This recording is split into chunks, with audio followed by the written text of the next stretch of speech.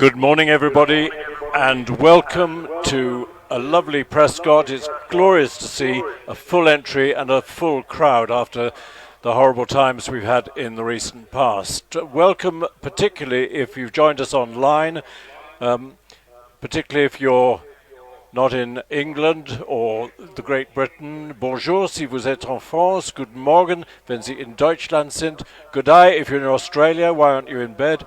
But I hope you enjoy a day of vintage hill climbing from Prescott.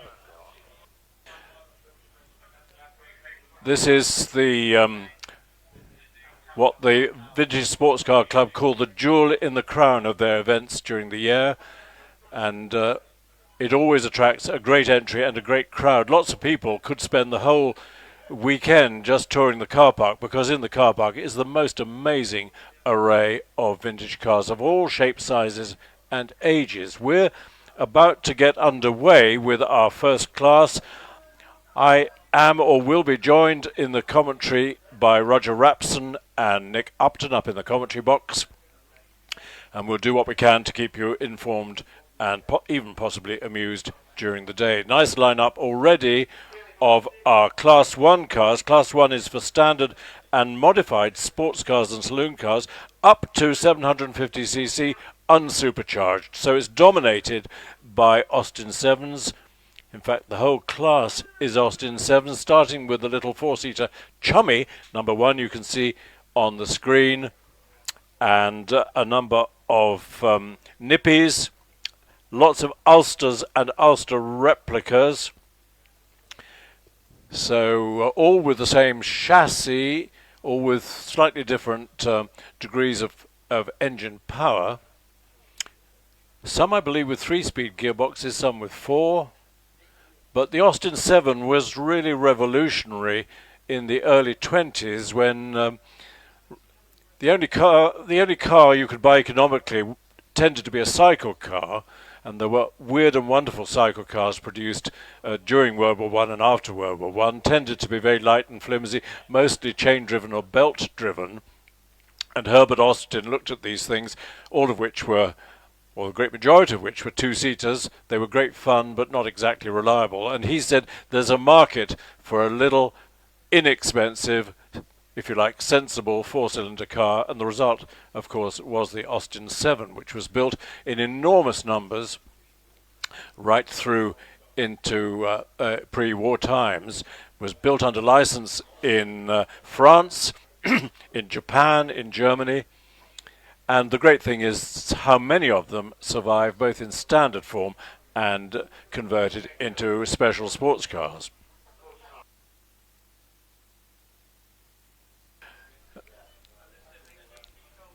Everybody is competing under various handicaps. Handicaps are set either by intuition by the handicappers or by the car's previous best time.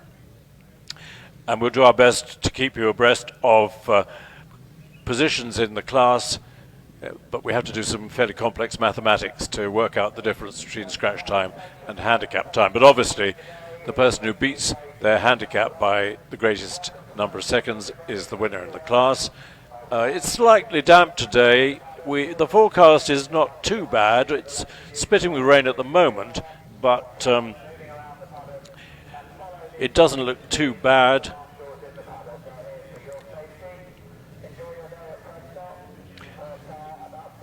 And on the line we've got a shared car,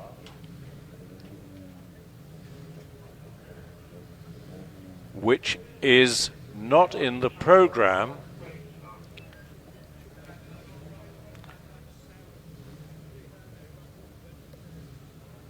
But it's a family car. It belongs to the Collings family. Archie, age 16, will be driving this car later on. Currently, I'm pretty sure it's his sister at the wheel. I won't reveal what her age is. That wouldn't be polite. But off she goes. So she's a late entry. We won't know what her handicap is. But both she and her brother, Archie, drove the 60 horsepower 1903 Mercedes at the Festival Speed at Goodwood a few weeks ago and had a great time. Now you can see the short course that is always historically used by the Vintage Sports Car Club for this meeting. It was the original course, and Prescott was found by the Vintage Sports Car Club in 1937, realised the estate was for sale, realised they couldn't afford it, and gave the word to the Bugatti Owners Club, the rich young men in the Bugatti Owners Club, who snapped it up. And of course, since then, this has been the spiritual home of Bugatti in the UK.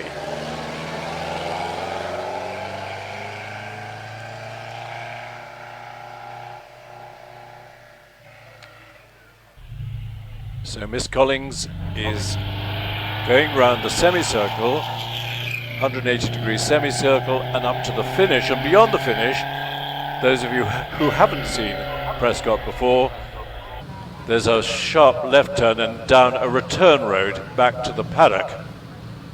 So we don't, unlike Chelsea and Lowton Park and places like that, we don't have cars coming back down the hill after they've done their competitive run. Good morning, Chris. Good morning, Roger. You've made it. Indeed, yes. Are you puffing slightly? Well, I have to confess I've spent a little bit of time getting my breath back and working out where I am. And I'm very pleased to find that I'm at Prescott, which is where I expected to be. And we're up in the gods, in the altitude of the other commentary box. And you'll shortly be in view of Millie Bayliss, car number 1. Indeed, yes. Here she comes. Yes, much in the distance, turns right at Orchard and up the hill to Pardon. Indeed, in a very nice chummy. One of the I was going to say inexpensive. That's not necessarily the case these days, but one of the cars that certainly many of our junior members enjoy, and a lot, dare I say, a lot of our senior members as well. Yeah, and there's a group, a local group called the Chummy Ladies, who all have Austin Chummies and have fun, go on little outings, or maybe even big outings. I haven't got a time for car 708 yet, but I'm sure we'll get one a bit later on. But in the meantime, Millie Bayliss rounds semicircle and is about to record a time a little bit beyond her handicap. Her handicap was 70 seconds, 75.6. She's followed by Mark Gold, who's exiting Pardon hairpin, and along the top, heading towards the S's, into Tom Rolt corner. Tom Rolt was a great member of the VSCC and an author and an engineer, and I think it was he that first got the hint that the Prescott estate was for sale and came and looked at it. And he went on to become a great author and also the saviour, or one of the leading lights in saving the canal system in this country from the dereliction it fell into after World War II. Mark Gold, well on his way, finishes with a 76.86 against his handicap of 70 seconds. Nicholas Coates emerges from the S's, heads his way into semicircle, which has a bit of a drop-off around the outside, which if you're competing is a bit daunting. You think you're going to go off a cliff, but actually it's quite a gentle slope. Nicholas finishes with a 64.13, which is actually only 13 tenths outside his handicap, so he'll be a contender for winning this class.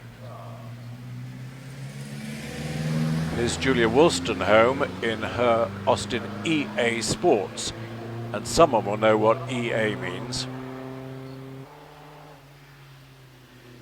But it's a nice, it's not an Ulster, it's a, we've got a frozen screen, but we'll catch up with Julia, and we can see her time running down. She's facing a 62-second handicap, so it's a rapid little car, this, number 4, and she's within her handicap by an even greater margin than Mark, so good run by Julia. The Austin Nippy was a pretty little car with its curved back, very popular, 2-seater. I don't think it had a dicky seat in the back because it was a bit too small. You could probably shove the mother-in-law in there at a pinch, and she would be complaining bitterly, but probably not. But the Nippy, lots of them were made. Quite a few survive, which is great. This is Sarah Foster. Sarah's facing another 62-second handicap, which is a bit unfair because, oh, she's finished with a 64.98, which is good. Here's another Nippy.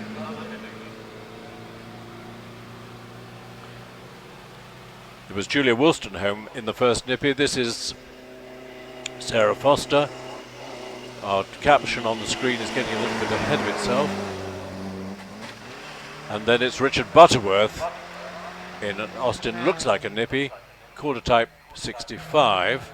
And Richard's handicap is 61.5. So he's going to have to get a wriggle on.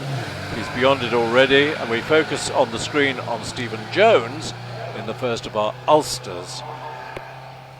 Richard finishes with the 67 dead. Ulster we recognise by the pointed tail. Called an Ulster because Austin 7s had great success in the TT races over in Northern Ireland. And a lot of former Austin 7 saloons have had the body chucked away and they become Austin Ulster specials. Stephen Jones, 63.08.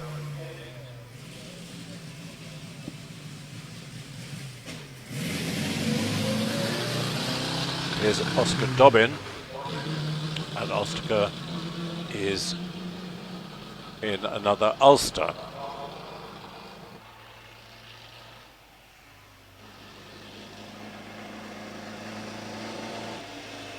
Chris, we have in the past debated why the Austin Nippy was called the Nippy. Whether it was because it was considered to be nippy, or whether it was named after Lions Corner House waitresses. I'm not quite sure. I suspect the waitresses were named after the Austin Nippy, and it was nippy. It was a quick little car. On the screen is Archie Collings, age 16, our youngest competitor here this weekend, and Archie was who drove the giant Mercedes 1903 60 horsepower at Goodwood Festival Speed 3 weeks ago and had great fun. So the Collings family have provided the youngest and the oldest competitor this weekend, and we'll tell you about the other members of the family who are racing here today. But Archie is facing a 60-second handicap, and he might well be inside it. I think he will. Oh, 600ths outside his handicap, but a good run anyway. Roger, have you been joined by Nick yet? Yes, indeed. Yes, Mr. Upton is beside me. He has a cup of coffee in his hand, books open at various pages of reference, and he's raring to go.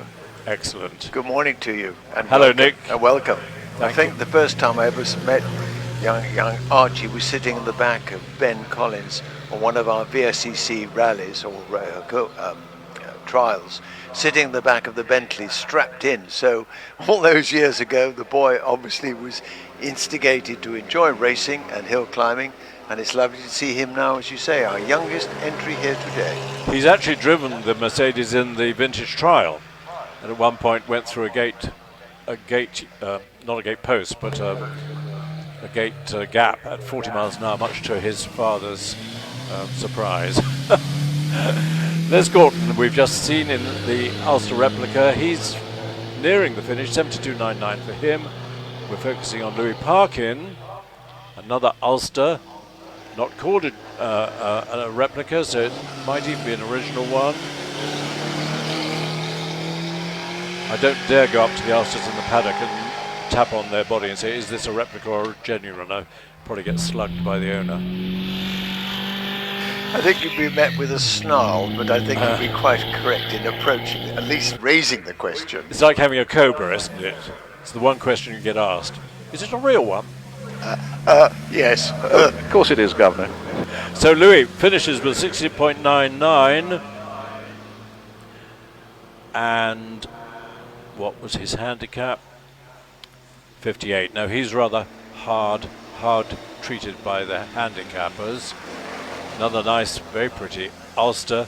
This is number 14, Peter Howard. Of course, handicapping came in, didn't it, really, with regards to Brooklands, and that's how the handicap system came in a similar way to racehorses, that we still see handicapping with the lead in their saddles. Yeah, but I think Brooklands, did they put lead in the car? Brooklands? I don't think so. I don't think so. I think it was just the petrol. I think it was Mr. Ebblewhite who was the famous handicapper at Brooklands, and he was very skilled at spotting the people who were trying to dodge the handicappers by going very slowly in practice. Well, oddly enough, the same benefit is applied now, because our handicappers look at every hill climb and every race, and they analyse who and who has performed, and so the handicap is changed at every single meeting. So the handicaps you and I have today, or of course go back to 2019 when we last really enjoyed it. So the handicapping system is very precise. We got some times. Joe Tisdall 63.01, Les Gorton number 11 72.99, number 10 Oscar Dobbin 71.18. Now we've got Don Adams on his way to semicircle. Don is facing a 56-second handicap. He's a bit beyond that already. Finishes with a 61.13. This is the left-hand hairpin called Pardon. And Graham Beckett is heading towards the S's, the exit of which is now called Tom Rolt, quite appropriately. This is, I think, quite a rapid little Ulster. Graham's, yeah, another 56-second handicapper. He might well be within it, 49.50, just, I think. Yes, 3/4 of a second inside his handicap.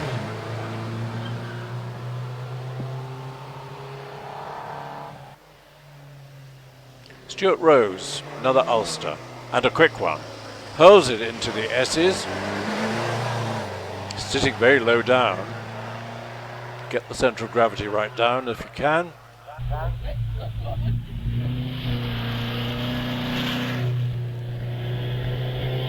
Yeah, now he's faced with a 55.5 seconds, so he's just outside by half a second. William Way, now this is a rapid Ulster, as you can see, driven with great enthusiasm by William.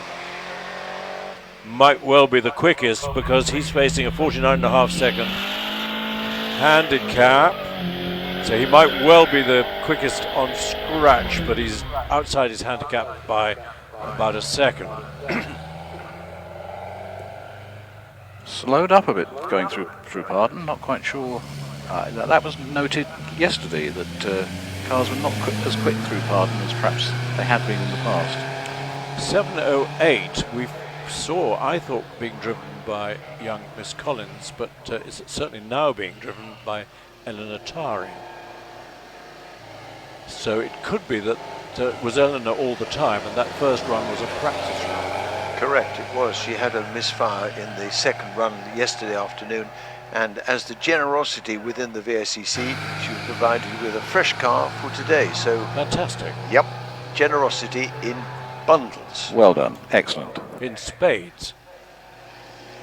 Just going back to handicapping for a minute, my only claim to fame in any form of motorsport was that I was once disqualified from the VSCC sprint for going too quickly. I had exceeded my handicap by too much. That means you were what's the word for? I appreciate your blagging. Now, come on, chaps. Yeah. You're talking about Roger Rapson, you know. No, I had various problems in practice, which I gradually managed to sort out. However, correspondence with the then competition secretary failed to change his mind. I'm actually rather proud of that. Number 20 on the hill is Louise Craven, who leads off Class 2, and Class 2 is for standard and modified sports cars and saloon cars, up to 1100cc unsupercharged and up to 750cc supercharged. So a nice mixture of cars, and Louise is driving an early Riley Mark IV.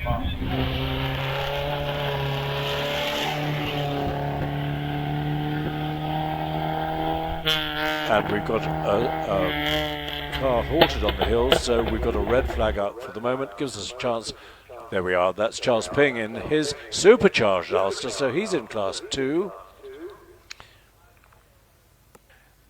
And Louise Craven had recorded a 64.79 in the Riley.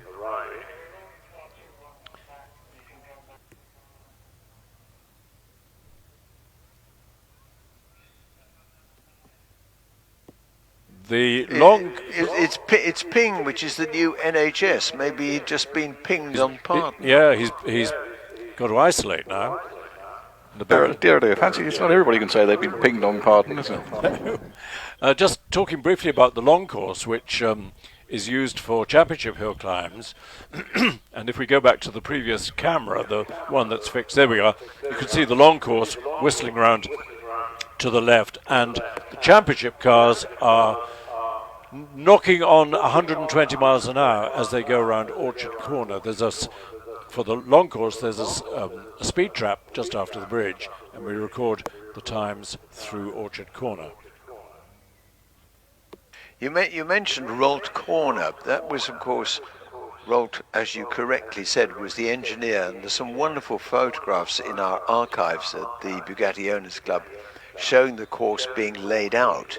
And Rolt Corner was subsequently shown as Rolt Corner a couple of years ago, or identified with his daughter, who came here and recorded it.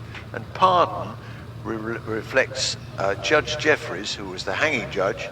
And outside Prescott, if you come out of the main entrance and turn right, you'll see a considerably old oak tree on your left-hand side. And apparently the judge came here on a number of occasions, and if you were found guilty, you obviously were hung, and if you were not, you were pardoned. Hence why the word pardon is used for our particular second section of this hill. Thank you, Nick. We learn something new every day. Here's the Vale Special in the hands of William Lowe. Called the Vale Special because it was built in London near Maida Vale in a company run by an aristocrat called Pellew, who became Viscount Exmouth. Had a little Triumph engine of nearly 900cc, so it wasn't a very quick car, but it was very well built, and sadly it was too well built, too expensive. They made a few, but then the company folded, which was sad. Pretty car. Wasn't it also one of the owners of the company, also a chap called Fatty Semmons, who I have some sympathy with? I wonder whether he's something to do with the Semmons special of later years, perhaps. Could well be, but I wonder why he had that nickname. He was slightly bumpy and lumpy. Anyway, the Vale Special is finished with the 5802. Now we've got a whole gang of Riley Brooklands here today. And the Riley Brooklands was a sensation when it first appeared.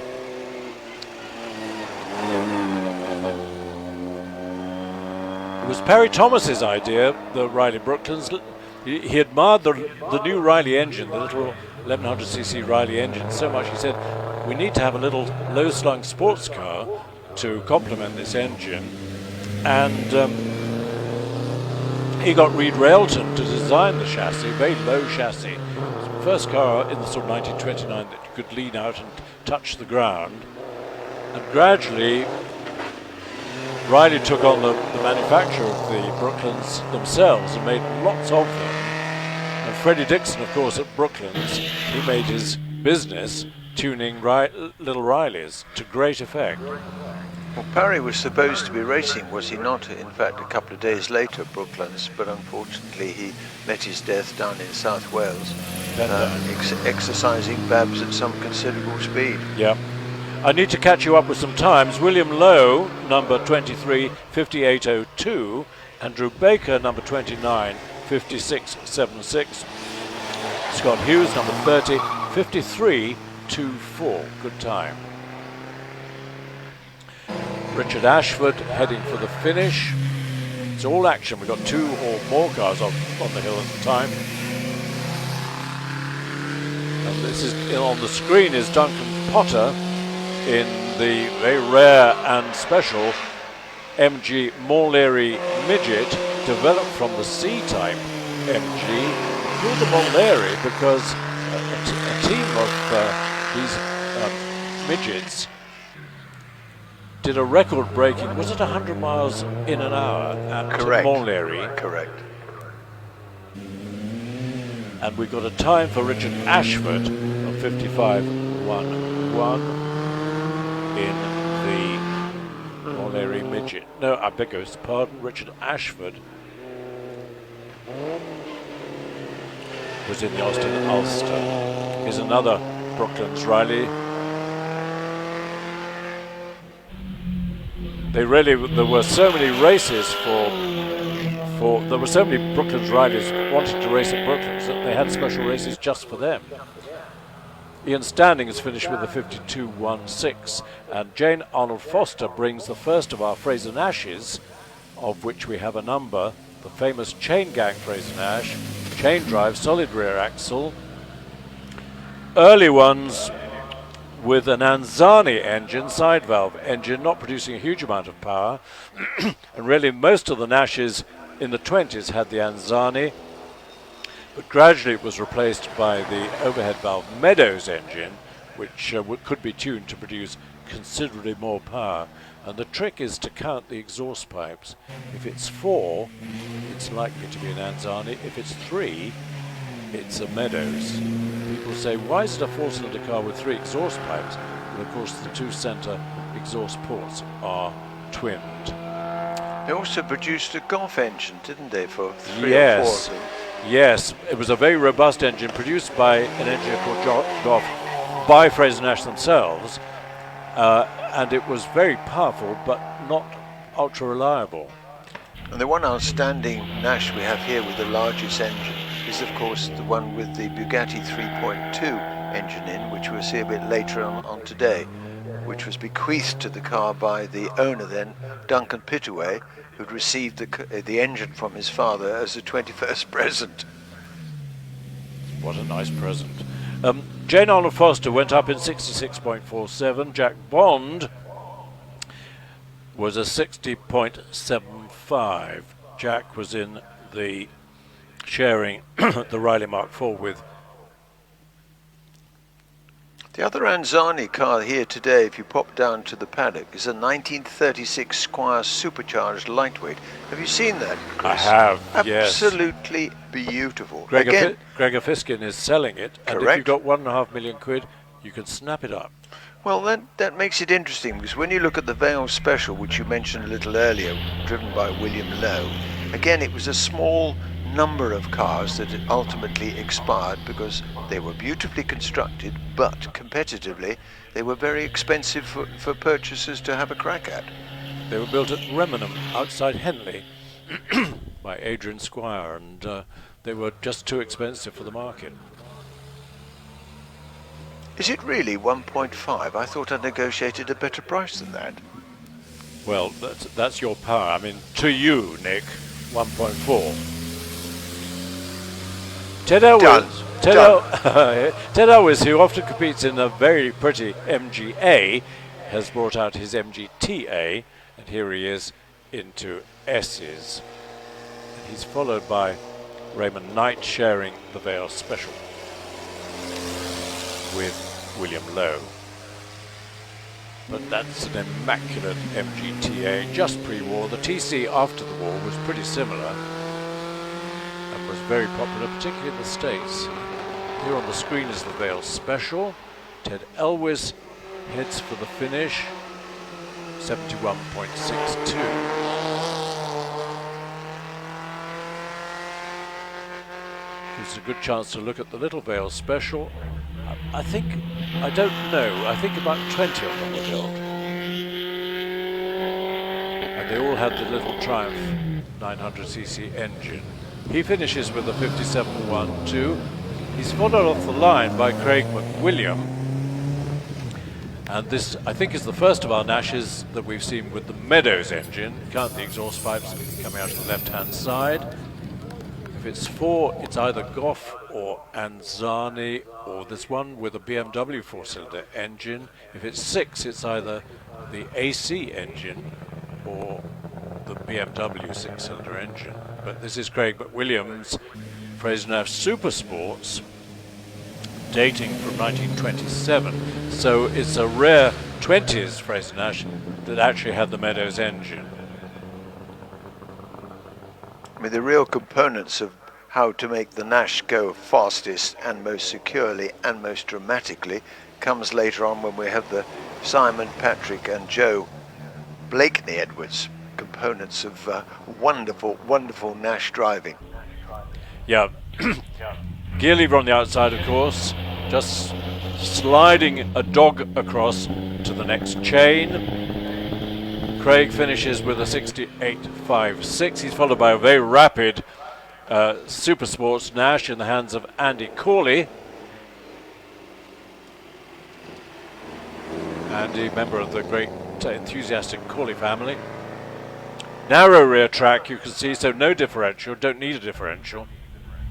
And of course, the rear axle was much lighter, just with the cogs, the chain cogs on it, than an axle with a differential. Andy finishes a good time of 58.44. First of our Bugattis, this is the lovely Type 22, which is the long chassis version of the Brescia. Familiar car to us in the hands of Paul Tebbit. Always immaculate and immaculately driven. And Paul's a hugely enthusiastic competitor in all sorts of cars, from this Bugatti up to an ex-Rally Rover 3.5 litre. He certainly drives it rapidly on the road. Often after an event, he comes up behind me and whistles through on his way home to North Pershore. Touch of opposite lock for Yushan Ung in S's. This one's got an Anzani engine. He says it's got about 25 horsepower, so it's got no power, but it's got a very skillful driver. He told me that yesterday, and judging by his time, I think he's right. He's also an expert engineer, because the majority of events that you and I see him at, he's working underneath the car rather than working on the hill. Well, that's the story of Frazer Nash ownership, isn't it? And also, if you took your girlfriend to a party, you had to wrap her up in cellophane to stop the spots of oil covering her dress. We're looking at Rachel Holdsworth in the Supercharged MGPB. Rachel is a great horsewoman as well. Often the case that skillful riders are also skillful drivers. You remember Gillian Fortescue Thomas and others. And Rachel is followed by this rare GN. Most GNs had the V-twin engine poking out the front, air-cooled. This one has got the 4-cylinder Anzani engine. Are you suggesting, therefore, from Pony Club to Frazer Nash? He's a good component to have in life. Yeah, it's a good progression, isn't it? I think you need some sympathy for both of them, don't you? Well, trouble with horses, they don't have brakes. No, and they do tend to understeer quite a lot as well if you're not careful. I don't know, I think they might have more brains than the occasional Nash driver, personally. I said brakes, not Oh, I brains. beg your pardon. Neither of them have brains. Where are we? Stuart Ridge. Time, 57.21. Rounding pardon is Richard Marsh. Another Frazer Nash Tourer. This one dating from 1925 with the Anzani engine, the side valve engine. Of course, it's a very light car, so although the Anzani didn't produce much power, for 1925, Nashes were almost kings of the road, apart from things like 3-litre Bentleys and Vauxhall 3098s, and much less expensive, of course. We've got Dick Smith's Nürburgring, or Nürburg Nash a little later. Now that is really probably the ultimate Nash to enjoy and see performing, would it not be? It's a very, very rapid car. This is a pretty car. This is the Riley Sprite of Nicholas Lees. Body rather similar to the Zagato body of the Alfa 1750, of which we got a glorious example coming along later. Yes, Nick Lees has been a Sprite enthusiast for a number of years, and he's I think, probably the man who knows more about Sprites than anybody else. He's a very knowledgeable man. And his time was a 56.47. Here's Alan Clear, back to Riley Brooklands.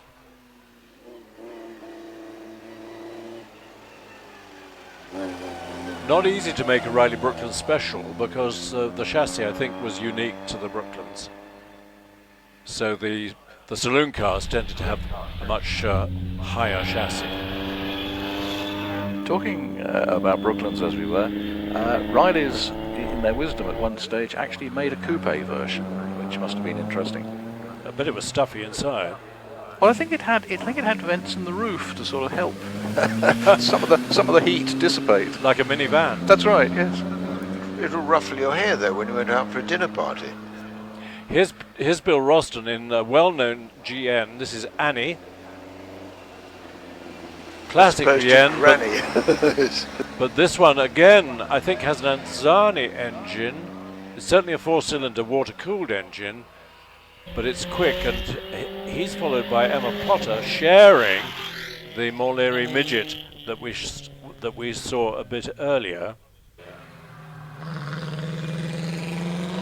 So Annie, I beg her pardon, has finished with a 60.99. We have got a Granny as well, one of the specials we'll see later on. I think we cracked you there, didn't we? Granny and Annie got you. Yeah, so it is a gotcha. A few weeks ago, we had the two original Morley midgets that took part in that record-breaking run at Morley, going up Chelsea Wall side by side, recreating what they did way back in the 30s. George Easton was one of the drivers to celebrate their success at Morley. It's a very rapid car. I had an M-Type MG. The C-Type was the rapid development of the M-Type, and the Morley even more developed. Emma has finished with a 66.8. Here's Duncan Cartwright in another. This is not a Brooklands Riley. This is the Ulster Imp. So this is a later car. The Brooklands cars were sort of late 20s, early 30s. This is a 1934 car, the Ulster Imp. Not quite as low chassised as the Brooklands, but the same engine, 1087cc engine. We focus on the screen on the Lee Francis Tourer of Tom Rolls. Lee Francis, great Coventry manufacturer of sporty and luxury cars, up until I think the late 50s, when they really gave up trying to compete with Jaguar.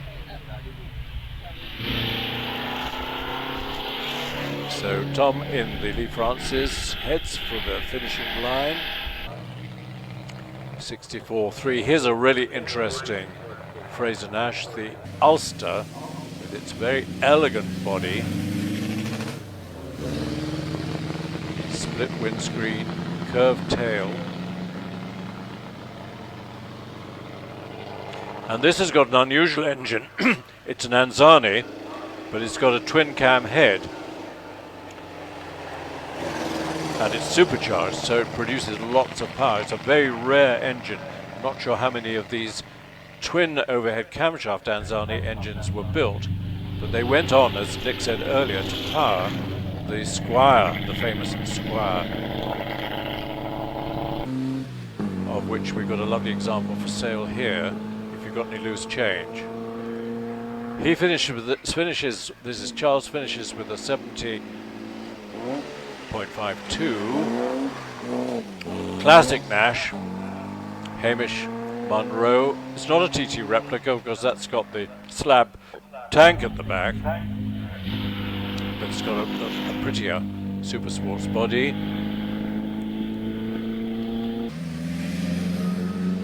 And this again has the Meadows engine. Now another Lee Francis in the hands of Colin Pointer. We're now reaching the stage as we come into the Frazer Nash, the really fast boys. They're all down to about 52s, 50s and a little below. So we've got some real sport coming up here in terms of the Nashes from now on. We have, and the Lee Francis is followed by Boulogne Nash of Jonathan Mellor, celebrating their success in the 1924 Boulogne races. And This is the Super Sports. This is the TT replica back with the stabbed tank slung behind the tail of the car.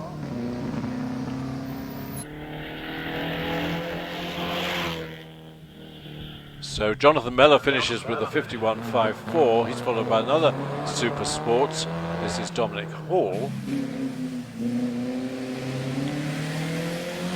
Rapid Nash. Later on, the Shelsley came out with a different front axle. When we see a Shelsley, we'll have a look at the front axle, which was more sophisticated than the leaf sprung. Well, they're both leaf sprung, but the original curved front axle of the earlier Nashes.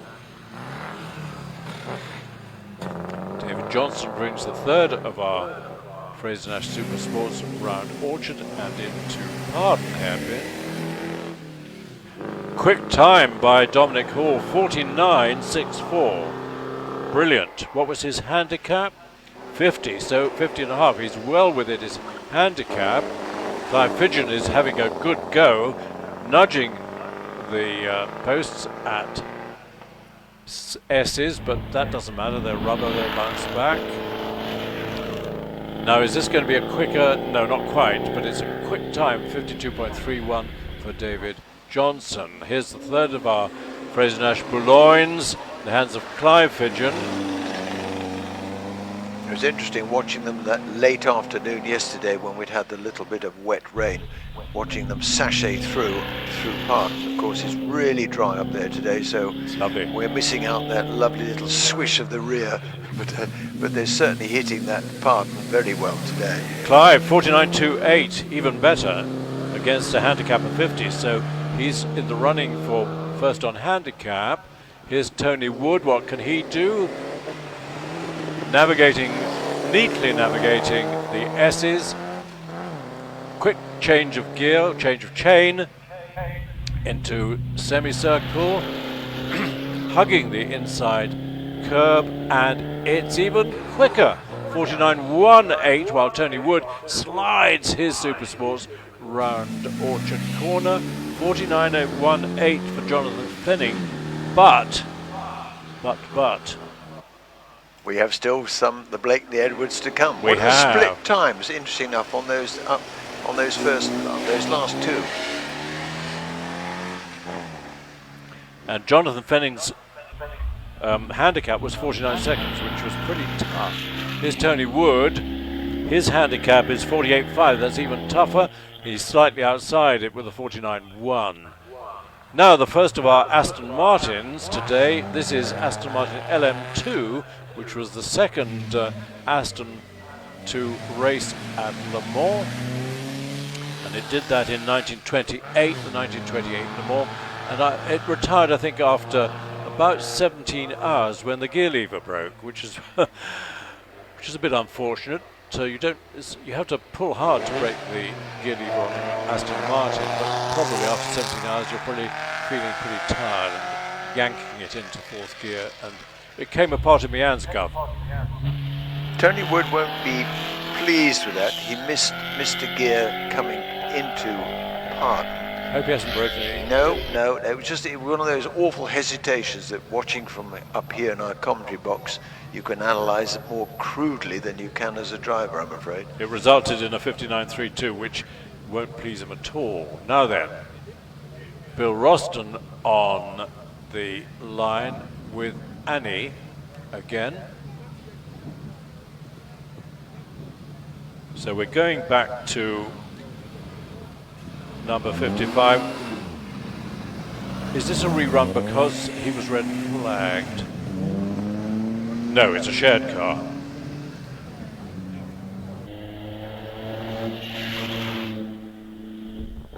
So this is Mark Roston Edwards. So it could be Granny then.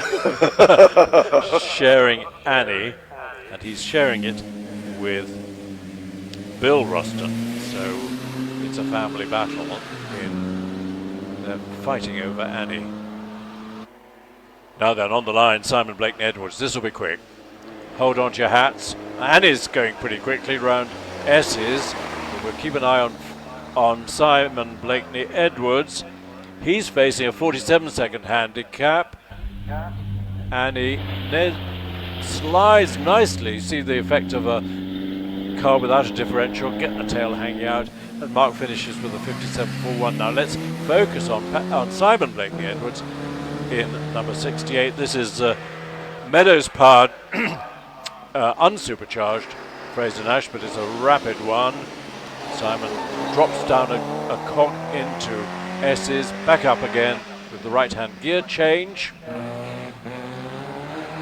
And a lot of power towards that finishing straight, followed immediately after by Patrick. So, yeah, here we go. This is a brotherly battle. Simon, 47.5 against a handicap of 47.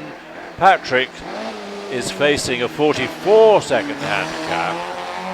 So, wow, threepenny bit handling. No one knows what a threepenny bit is, but as Nick said, you corner a Nash in a series of 45.21 for Patrick. 45.21. He's a bit outside his handicap. Now then, this is a rare car. This is the front-wheel drive Elvis. The car nearly financially broke the Elvis company. They spent a fortune developing it. Almost terminal understeer from the front-wheel drive. I asked Mark if the steering fights him because it doesn't have a constant velocity joint in the front axle. He said, well, up to 15 miles an hour it does. After that, it's okay. But this is the supercharged front-wheel drive Elvis, 57.07. Shared Nash in the hands of Peter Johnson, sharing with David Johnson. Not sure if it's father and son or brothers.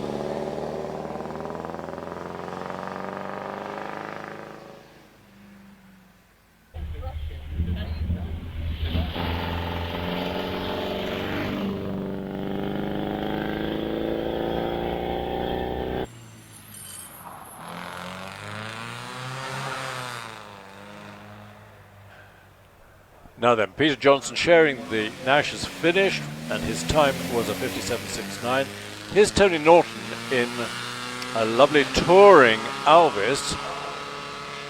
Brings us into class 4.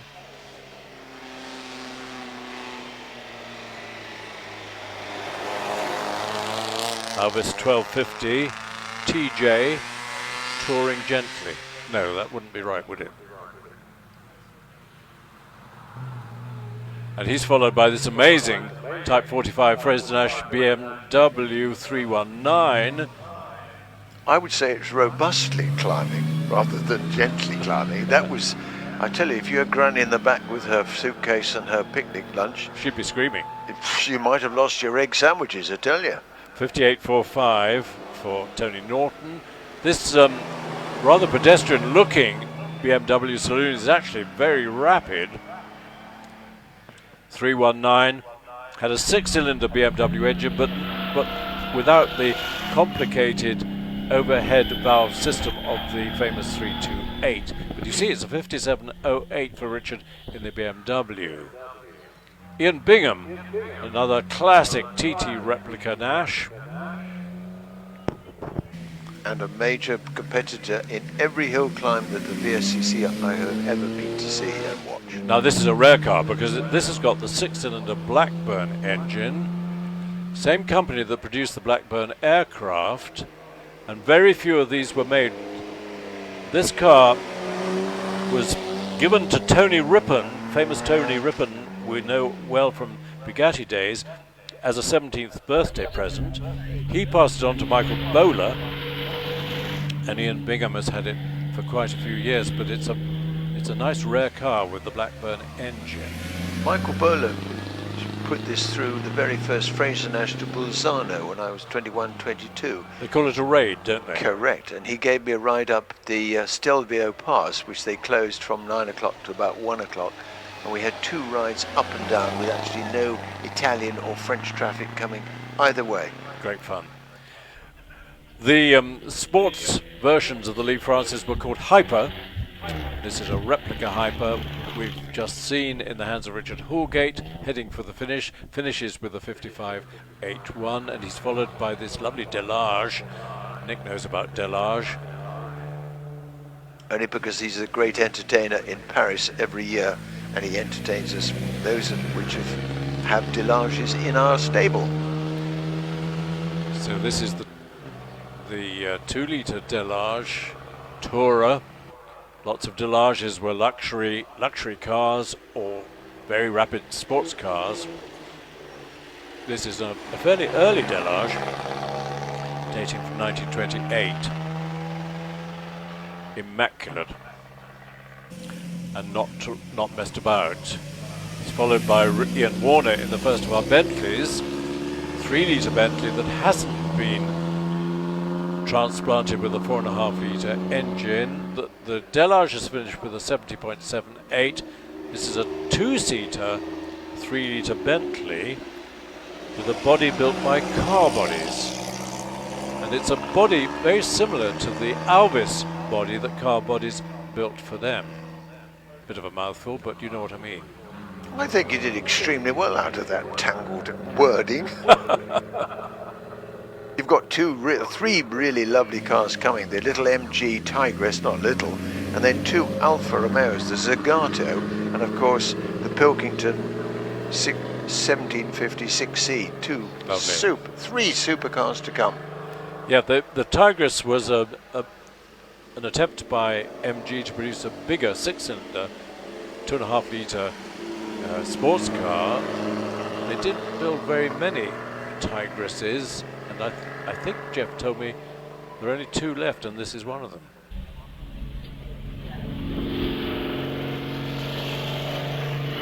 Nice 2.5-litre, I think it's 6-cylinder touring car. On the line is the lovely Pilkington Alfa Romeo. We'll see it in a minute, but in the meantime, another nice Elvis, the Silver Eagle,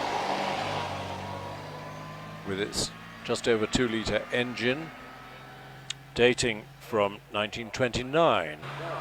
Elvis of Coventry again, rather like Lee Francis, soldiered on until the mid-60s, and then decided that making military vehicles was more profitable than luxury cars. Look at this glorious Alfa Romeo 1750. I don't know if that's the Zagato body. It looks a bit lighter than the classic Zagato body. No, I think it is. Alex, of course, drives to all our competitions on the road, competes, and then goes home in it, which is tremendous. Quite right too. And Alex heads for the finishing line, 56.82 against a handicap of 55, so a little bit outside. Another touring Elvis Silver Eagle, Paul Wignalls. Elvis chairman was Mike. You remember Mike Parks, who was a great engineer and a great Ferrari team driver. Chairman of Elvis was his dad. They made an aircraft engine as well, called the Leonidas, a radial engine. Paul finishes with a 53.39. Did we give you a time for the other 3-litre Bentley? That was Ian Warner, did a 68.05. Here's the classic 3-litre Bentley in the hands of Alistair Littlewood, with the correct 4-seater touring body, many of which were built by Van der Pla. Put a 4.5-litre engine in, it makes it a better touring car, but it rather spoils the originality, but lots of people have done it.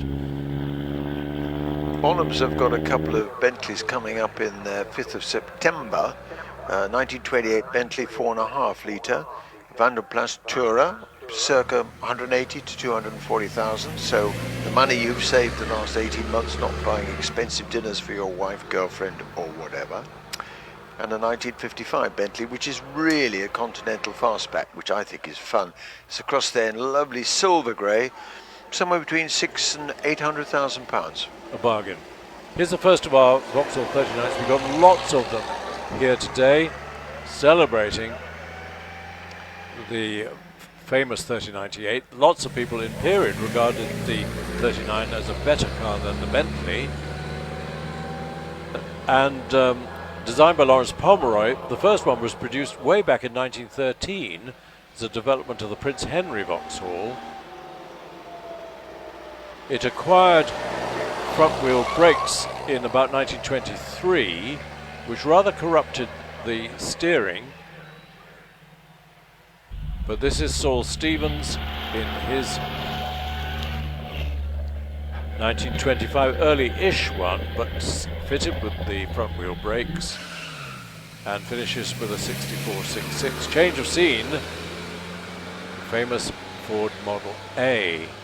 Successor to the Model T, much against Henry Ford's wishes. He thought the Model T would go on forever, but his management said, no, we've got to produce a more modern car, and out came the Model A with its 3.3 litre four-cylinder engine and much more standard controls. The Ford Model T had the most extraordinary system of pedals and levers, which no one really understood.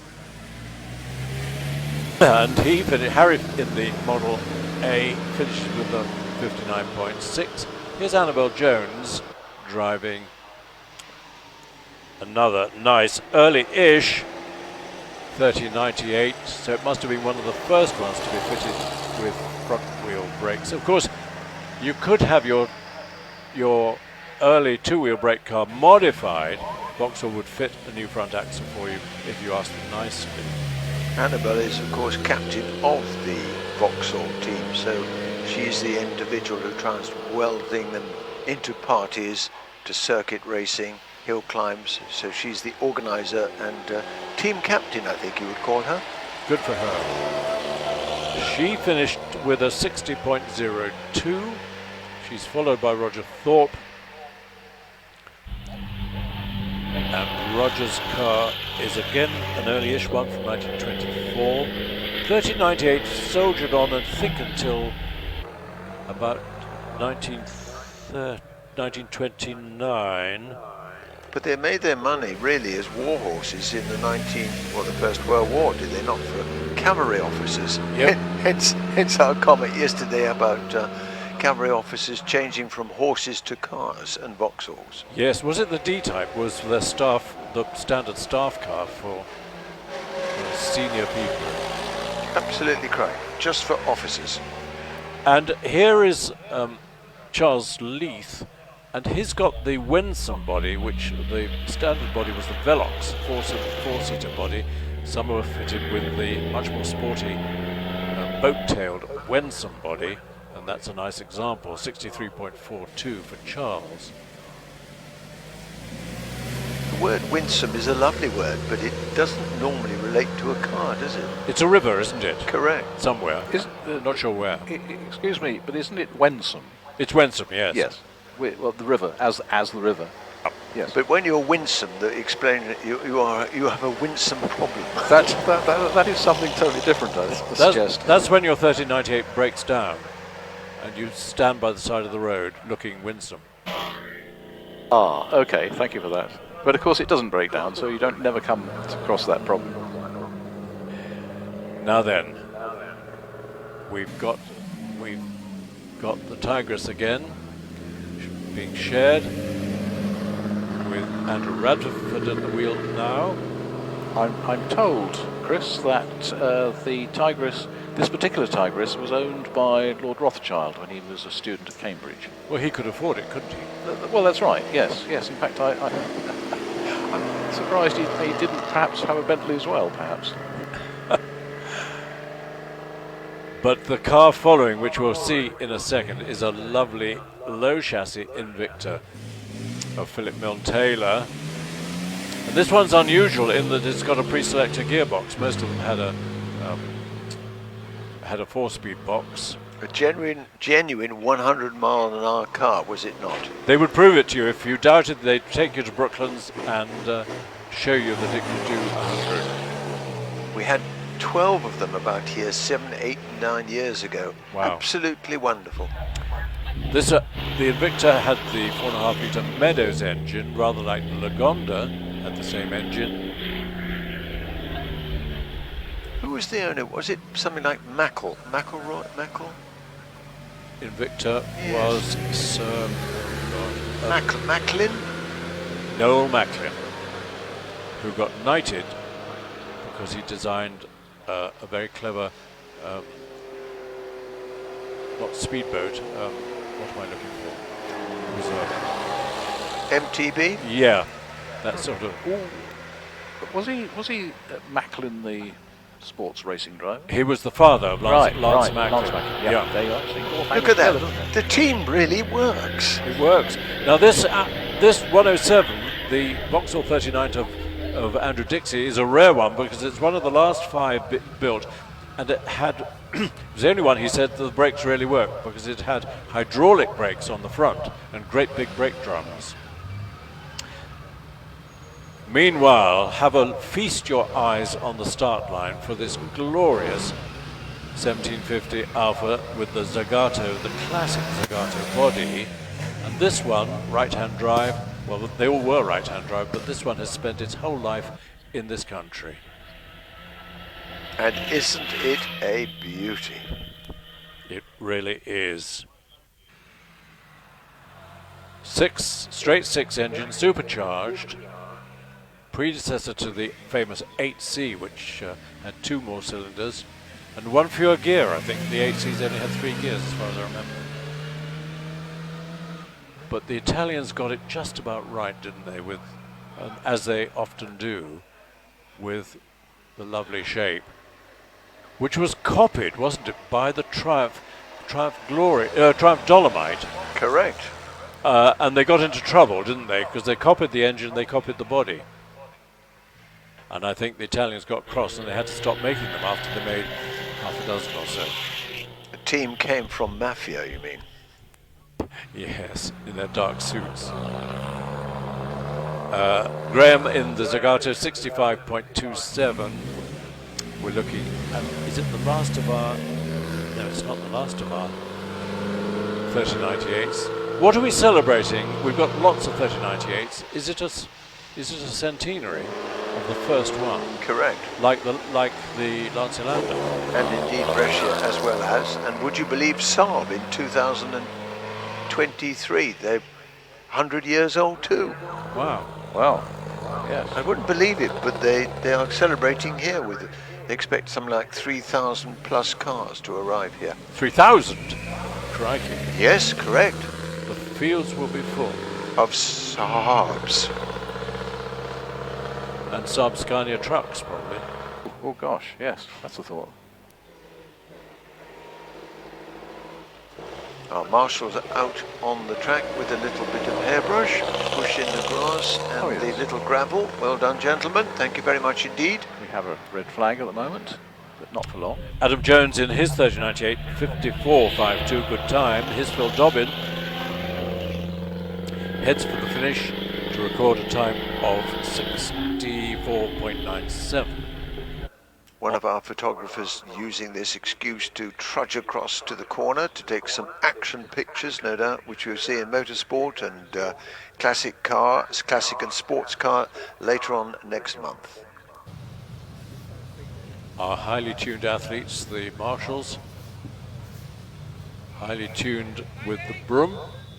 On the line is The red flags have come in. Charles Milne Atkinson in a 1923 Velox, so maybe converted to, it has got 4-wheel brakes, but maybe that was a conversion, but it's on nice narrow front tyres and steps off the line with that lovely 4-cylinder growl of the 3098. We've got Ian Cheese coming a little later, also in a Vauxhall. Now, interesting, he's a British Airways commercial manager, and we've just sponsored through the LEP here in Gloucestershire a company called Zero Avia, which is a zero-emissions aviation system based on hydrogen electric aviation. the solution is to produce 500-mile range for 9 to 14-seater aircraft. How about that, Christopher? Wow. Using hydrogen as to fire up a fuel cell. Absolutely and correct. And electric motor. Correct. Yeah. Here's Charles Milne Atkinson. Phil Dobbin finished with a 64.97. Charles in will be a similar time, I think. Rounds semicircle. Not quite as quick, 65.76. Jamie Quartermain. Again, out of S's and into semicircle. Jamie faces a 53.5 second handicap, so he'll be slightly outside that with a time of 57.42. Now, a change of scene from 3098s. This is the Spikins special with its straight 8 Hudson engine. In the hands of Neil Thorpe, it's supercharged. 4.2 litre straight 8 engine. Spikins made a number of specials, including, I think, the Singer Bantam, didn't he? I think that's right, yes. And of course you could pick up a Hudson engine, straight 8 engine, for peanuts, because they were mass produced in the States. So Railton used them, much to the sneers of the traditionalists, but they made a very effective engine. And then Sidney Allard, of course, used American V8 engines, most of them Mercury or Cadillac, in the post-war Allards. We've got a time for Neil Thorpe in the Hudson of 52.91, bit more sweeping to be done. Got Bonham's opposite on the inside of Orchard with some lovely cars. When's their auction, Nick? Is it a couple of weeks' time or is early September? Early September on the 5th. Is that at Goodwood Revival? No, this one is one out of Bicester for this particular Oh, one. yeah. The Goodwood one is a very different one, a little more glam, you and I would say, for his lordship. Right. Here's John Gauche in the lovely T150cc Talbot. Don't ask me to explain Talbot, Sunbeam, Largo. They're all French. Because it was very complex, but Most of them. John created this car from genuine Talbot parts as a recreation of the sort of sports racer that would run at Le Mans with great success against the Delage and Delahaye. People often wonder about the splits, the little split in the front and rear mudguards, thinking that was to let the water out, but actually they used to race them with a tyre with what they called a breaker strip, a white breaker strip, when the tread was worn down. And the slits in the mudguards enabled the driver or the team on the pits to see the breaker strip appearing, and that was a message that it was time to change your tyres. The other additional use was that if you were overtaking another car on a fast corner with lots of gravel, you could spit gravel at the adjacent car. Surely not. We are talking about French drivers, Oh, right, are we not? Yeah. Outrageous, really is. We're getting lots of messages from France, so look out, Nick. Don't go there again. You'll be in trouble. Look at this lovely 3098 Wensum, classic Wensum, lightweight body, split V-screen, gorgeous, and abbreviated rear mudguards. That's for throwing mud and spray at the following car.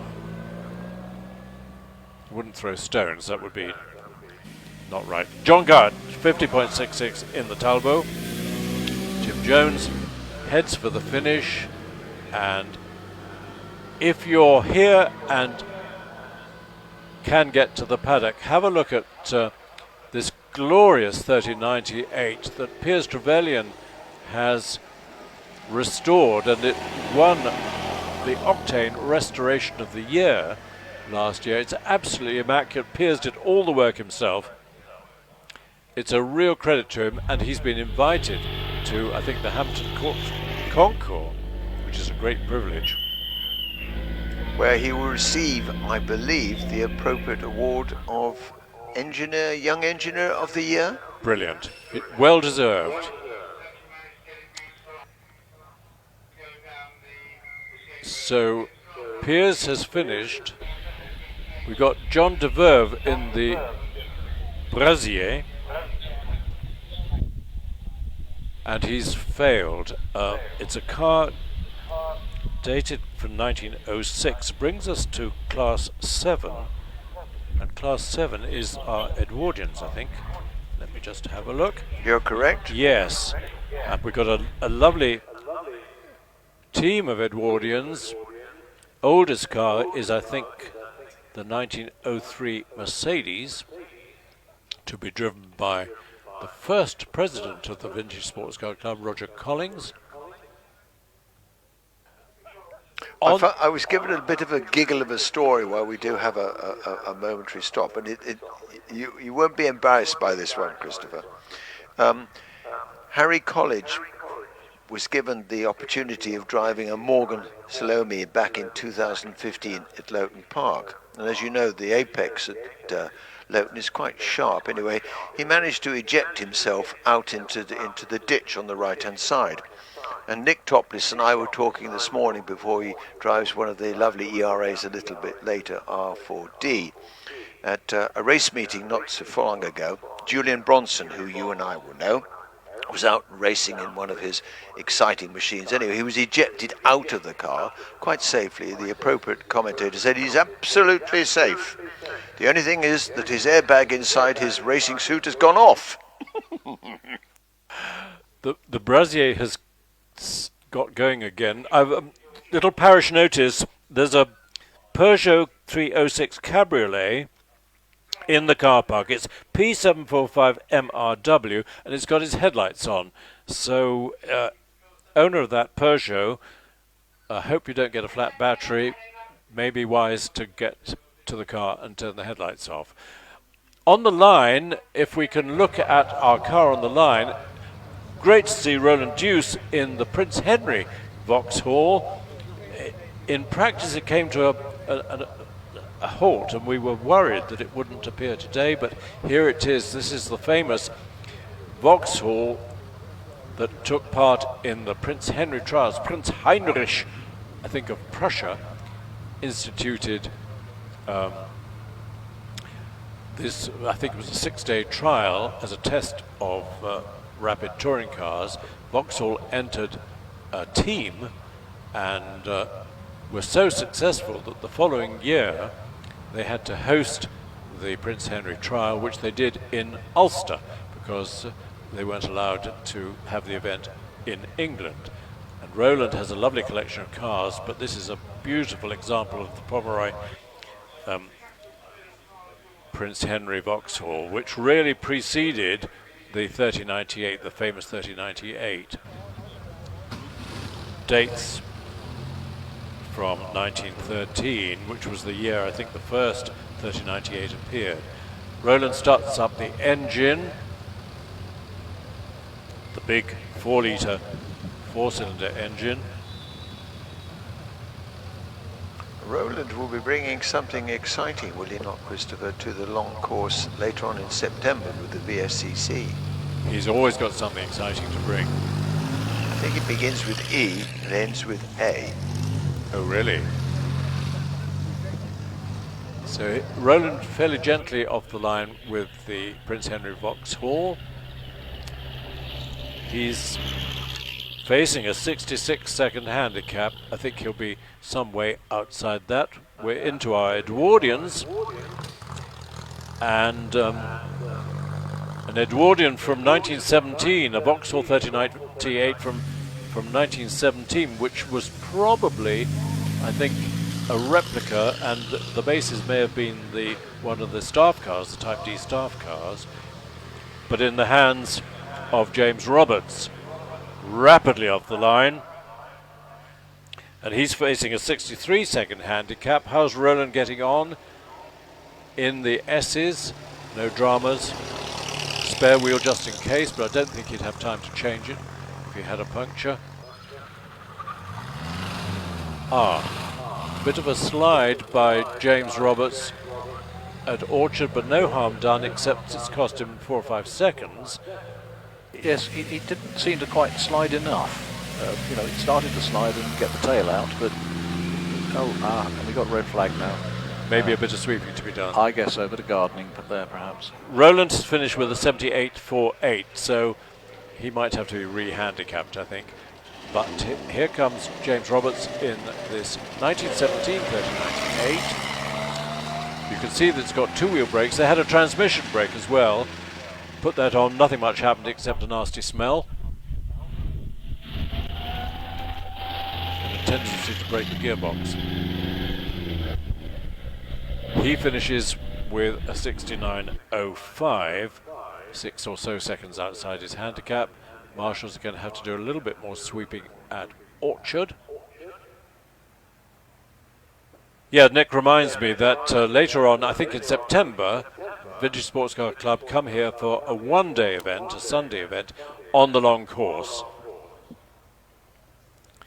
And then following the start of our winter, or rather our late autumn, we of course have the VSCC trials, one of which is called the Cotswolds, where we have a couple of trials here, but you start here with your breakfast and you end up here with your lunch or late afternoon tea. And your glass of champagne. But of course, the host of Bugatti Owners Club, we only have champagne available. Absolutely. We've got an interesting car on the line. It's the Sunbeam Coupe de l'Auto. The Coupe de l'Auto was a competition in Europe for 3-litre cars. And this is an original 1912 3-litre Sunbeam in the hands of Clive Press. Was that principally for hill climbing in Europe, or were they actually racing at Lyon and the other? I don't know. I have a feeling it was a mixture of events, sprints, circuit races and hill climbs, but I stand to be corrected. On screen we've had a notice that we welcome comments from everywhere around the world, wherever you are. Nice if they're complimentary, helpful if they are a correction, but do please send your comments. Clive Press is... Oh, can we add once? Good morning from Dublin, there we are. Good morning, sir.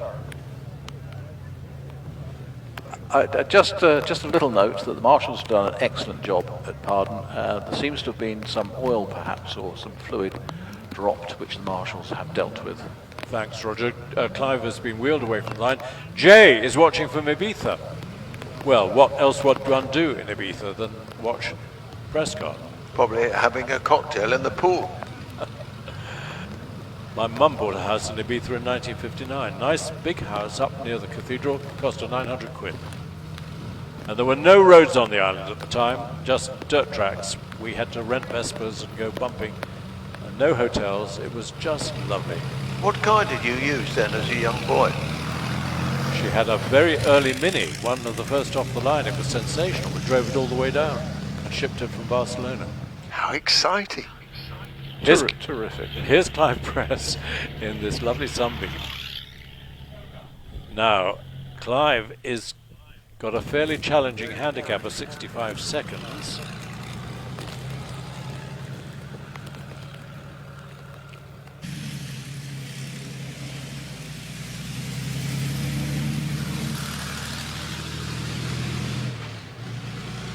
And the Sunbeam heads towards the S's. Off the line goes Noel Runnels-Moss, sharing the Vauxhall 3098.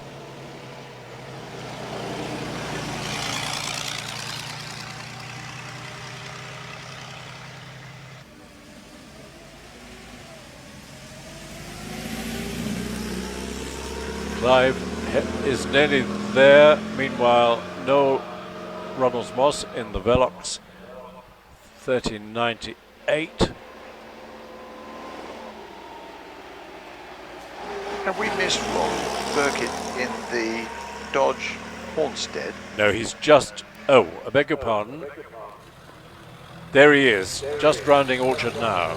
Lovely bit of story. This was owned by a gentleman called Colonel Hornsted, and he had it in Brooklands, but he was an army officer, and his nickname apparently was Cupid. I wonder why.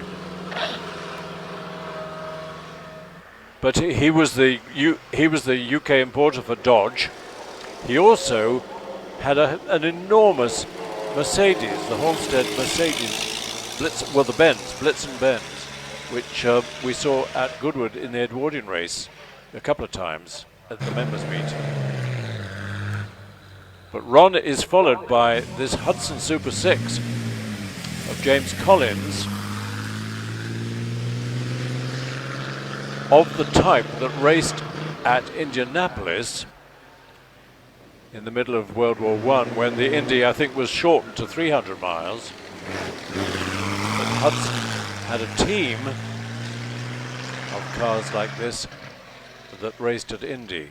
And Rennie Dreyfus went out there, didn't he? And hence he got caught without being able to come back.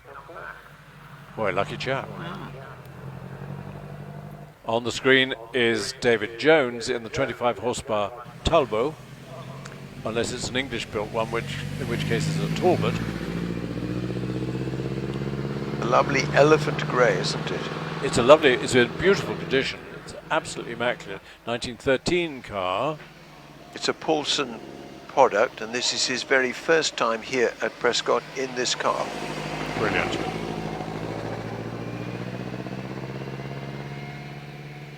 What a lovely car.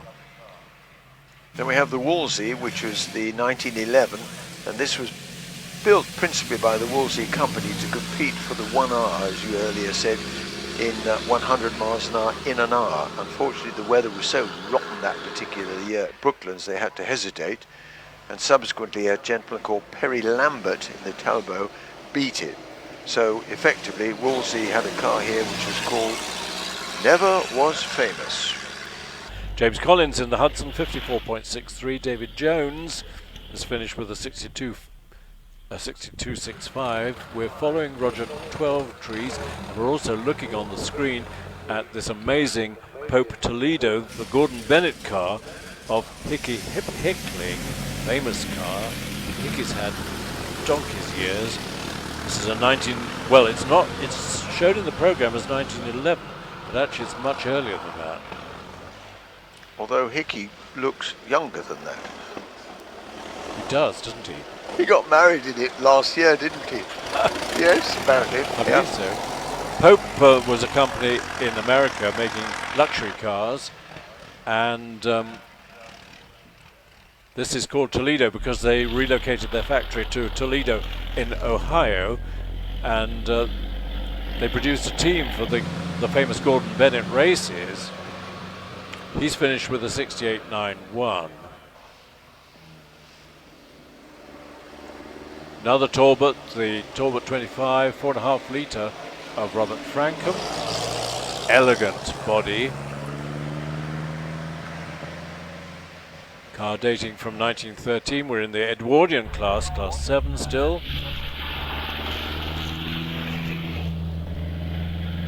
And Robert in the Talbot, or Talbot 65.56 on the line. Grandpa, our oldest competitor, Roger Collings, former president of the Vichy Sports Car Club, in the 1903 60 horsepower Mercedes. They produced 2 engines, the smaller one, and we've got the 9.2 on this, haven't they? Looking up the early Mercedes book, I think, the other day. They were going to enter a team of 90 horsepower cars, but they didn't appear, and so they put the 60 horsepower in instead. The Collings family have had this car for a long, long time. They put various different bodies on it. It's got a 4-seater body that they can use.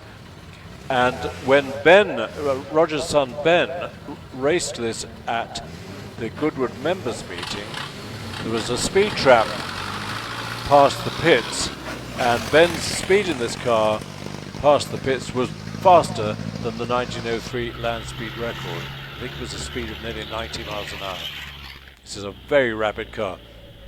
Imagine driving this car down country roads, dusty country roads in 1903, scattering the grannies and the chickens, leaving a cloud of dust behind you. Wonderful. Totally and utterly exciting.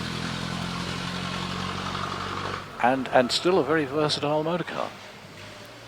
Yep, they use it in trials, hill climbs, circuit races, and the combined age of car and driver that we're looking at on the screen, 201 years.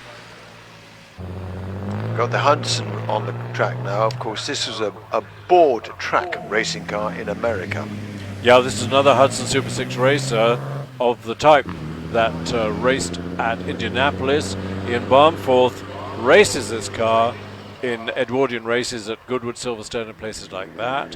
And we've got a race meeting coming up in a fortnight's time at Mallory Park that's going to have an Edwardian race, so we might well see this car in that race. Do come along to Mallory. It's a nice little circuit, and it'll be fun to watch the Edwardians there. It's a real club racer, actually, isn't it, rather than the Grand Prix Silverstone job. It is. Ian is followed by Andrew Howe Davies in the Scat racer of the type that won the Targa Florio in Sicily. Scat, built in Turin. They put together a film, didn't they, a couple of years back on this, and that's worth looking at. Yes, one of the current classic car magazines has a road test of this, the Scat. I think they found it rather scary. Surely not with Mick Walsh at the wheel. I'm not sure who it was. Here's Julian Gauche in his early 3098. 1913, one of the very first 3098s. Julian's got a lovely collection of cars. He's got a D-type too, hasn't he, tucked away, which you and I have seen just on the odd occasion. You have to go back a bit, it's a C-type. Sorry, alphabetically order incorrect. And Julian has finished with a 58.27. For some reason, 725 has retreated from the start line. That is Matthew Burkett sharing the Hornston Dodge. He's left it in the lay-by at the start line and gone back to the paddock. I hope the car's okay. In the meantime, on the line is this amazing 5-litre chain-drive Bugatti, the Type 16 Bugatti, driven by Edward Williams. Ettore, I think, built 5 of these 5-litre engines. There was a famous one called Black Bess that raced in this country for a long time. Ettore himself raced one of these up the Mont Ventoux hill climb pre-First World War, and this one also has raced at Goodwood in the members meeting. I don't know what happened to Black Bess. I have a horrible feeling it's ended up in Japan or somewhere like that. Yes, it was sold at auction some time ago. For a period of time it was in the Duttons Oxford unit being fettled, and then unfortunately it was sold and has disappeared, certainly from the racetracks and hill climbs in the UK. So Edward gets a wheel spin out of the semicircle. There's so much power in this 5-litre Bugatti, and records a good time of 54.16. Here's the Brazier that came to a halt earlier on. I think he must have been flagged, because John de Verve gets a rerun in number 120, the 1906 side valve Brazier with its L-head cylinder head, the body based on the 1904 Gordon Bennett car. You know, you really have to admire the pilots in these Edwardian cars. They really are determined drivers. They are. When there was going to be a members meeting, Edwardian race 3-4 years ago at Goodwood, everyone thought it'd be a gentlemanly parade. Not in the slightest. No, it certainly wasn't. Here's the Curtis Le Zebra Special. This is a little lightweight French-built Le Zebra, but with the Curtis Ox 5 aircraft engine, which was the recipe for a lot of Edwardian racers. Find an old saloon car, chuck the body and the engine away, and shove an Ox 5 Curtis engine, and you've got yourself a very nice Edwardian racer. I'm glad to say Matthew Burkett, sharing the Dodge Hornsted, is on his way. I'm not sure why he needed to go back to the paddock.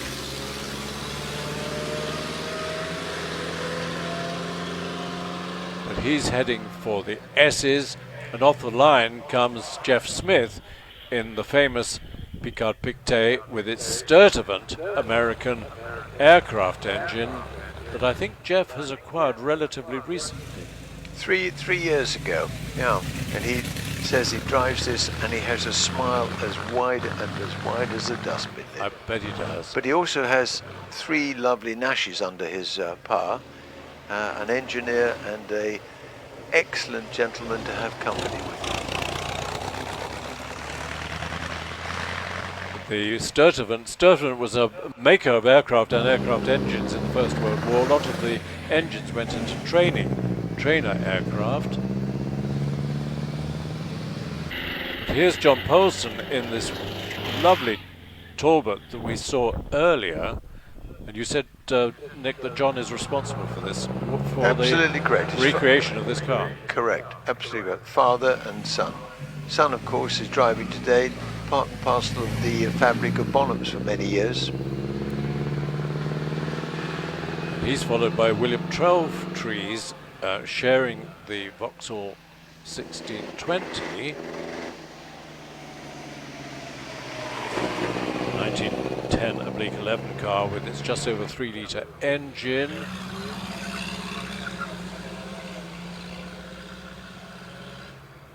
And he's just rounding Pardon now. Classic Wolseley racer. John Poston has finished in the Talbot with a 57.72. Of course, Wolseley have their lovely HQ and sales room in London, which is now turned into a most magnificent restaurant. Oh, really? Yep.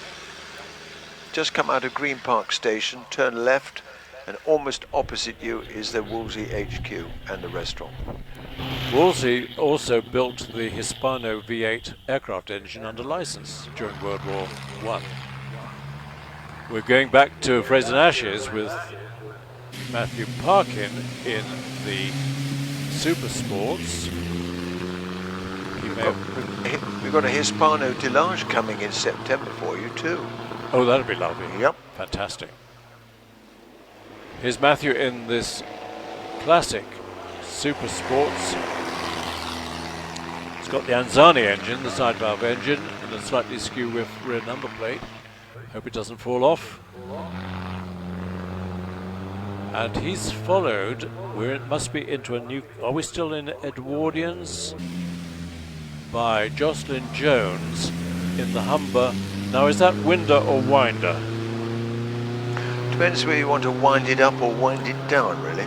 She leads off Class 8 special sports cars and saloon cars up to 1100cc unsupercharged and up to 750 supercharged, and she's in an 1100cc Humber. Someone will tell us if it's a winder or a window. I've got an electric ones in my Mercedes. Oh. Too lazy to wind them up.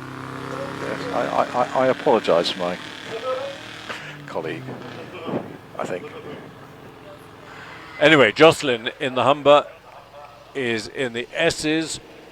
Matthew Parkin, number 51, in the Frazer Nash, good time of 57.52.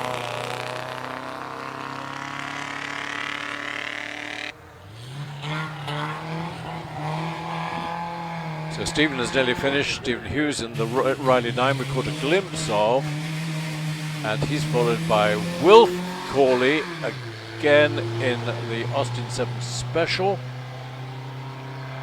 Wilf, you would only get a glimpse. He's very, very swift in this pretty little Austin. Comes from, of course, the family of Longstone tyres, so we know we got stickability out there. And of course he's in Class 8 because this Austin Special is supercharged. And people wonder what the black X on a yellow background is on the back. Well, if you are a novice to racing, circuit racing, you need to carry a black X for I think 6 meetings, and then you're just demonstrating to people that you're not highly experienced. In Muir, in a smoky Riley Brooklands, Nice wide clearances in the engine, laying a bit of a smoke screen, but going nicely. Will in the Austin 755-2-3, which slaughters his handicap because he was given a 62-second handicap. So the handicappers are going to have a slightly cross-eyed look at that. Ian Muir. That is staggering. That'll be a win on handicap, I suspect. But that's some margin, isn't it? It is. Golly me. But another smoky. And this is the Austin 7. Now this is, I think this has got a Blackbird. Is this an aircraft engine in the front of this? Or is it? Yes, I think it's a 3-cylinder. It's a 3-cylinder radial, so. Isn't it? Yes, that's right. Was it developed by Chris Williams? Well, I suspect so, although I've got no means of proving it. A nice mongrel following the Amilcar with the Riley engine in the hands of Alex Peacock. Amilcar, very narrow chassis, narrow body, staggered seating, so the passenger had his arm around the back of the driver. The Riley radiator grille, so is it it's not a Riley with an Amilcar engine, it's the other way around.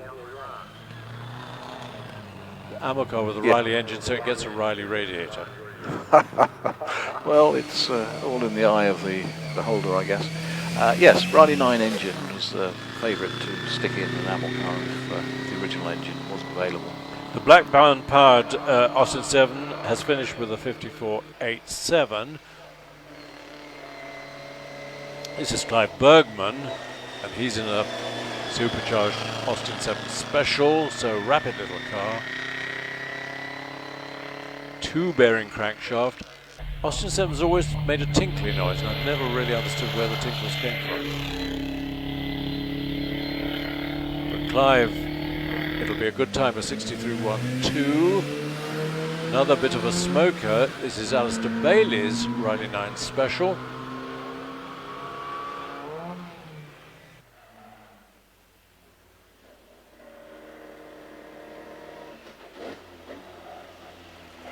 Roger says he always has a tinkle before he goes home. Is that where it comes from? In his Austin 7. Yes, exactly. Yeah. So, Alistair Bailey, Riley 9 Special. So, Riley 9, little, often a saloon car or a touring car with its 1100cc engine, can be given a lightweight body, engine tuned. And it was a very clever engine. Overhead valves with a high camshaft halfway up the block. And it went on to be the engine that was the basis of the ERA engine.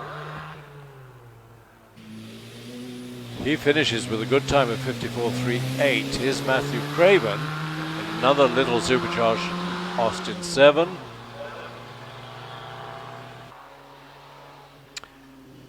Doesn't say supercharged in the program, but I think that's why he's in class 8.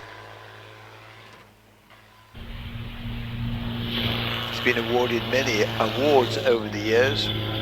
Stoic member of the VSCC, stepped down a couple of years ago from his position of hill climb gentleman, chairman. He and his daughter share this wonderful, pretty little yellow Austin, daffodil yellow. This is the toy. We've got a time for Matthew Craven of 55.72. That's a good time, and the toy will be even quicker in the hands of David Fennel, 54.16. Another Austin 7 Special following in the hands of Sam Robbins. Won't be quite as quick as the toy, I don't think.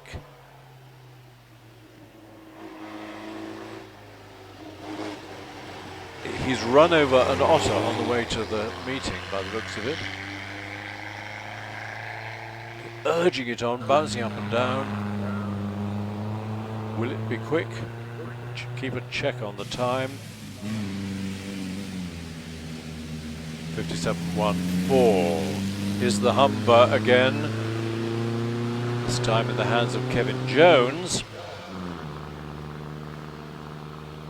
Someone will come and tell us the correct pronunciation of Winder or Winder. We had a winder at school. Bit of a windbag, but it was called winder.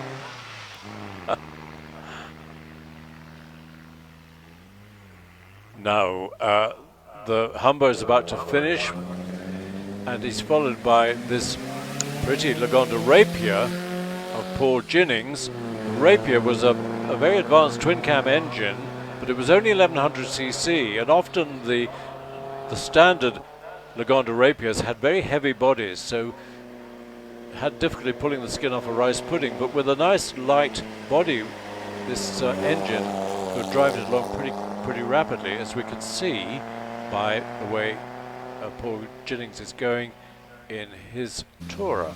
The preferred one was the 1500cc, wasn't it? Which would produce a very much more rapid and exciting car to drive. Yeah. And then, of course, the bigger Lagonda had a 4.5 litre Meadows engine, 3 litre, and then 4.5. This is the BNC, produced by Messrs. Bullock, and I'm not sure what the N was, but Monsieur Bullock provided the finance for the BNC. Wasn't it Mr. Nutter? Was the N? I think he probably was, yes. And they made quite a few successful little sports cars in France in the 30s.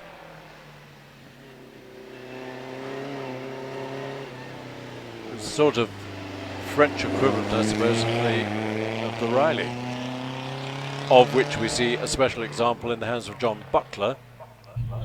He's in class 9, special sports cars and saloon cars, up to 1500cc unsupercharged, and up to 1100cc supercharged. John finishes with a 58.44.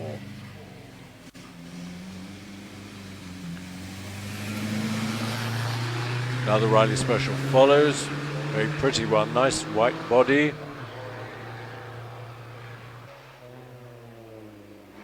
Isn't that nice?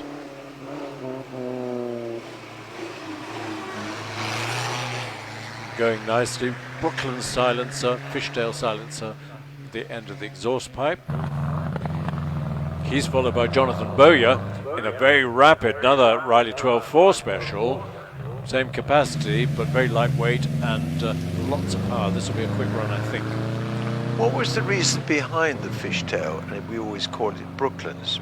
The local residents complained at the noise of racing cars without silencers, so Brooklands, in their wisdom, decreed that you had to have this little fishtail on the back. It hardly made any difference, but it satisfied the locals. Hence the double 12 as well then. Indeed. Grumbles from locals. Yeah, exactly.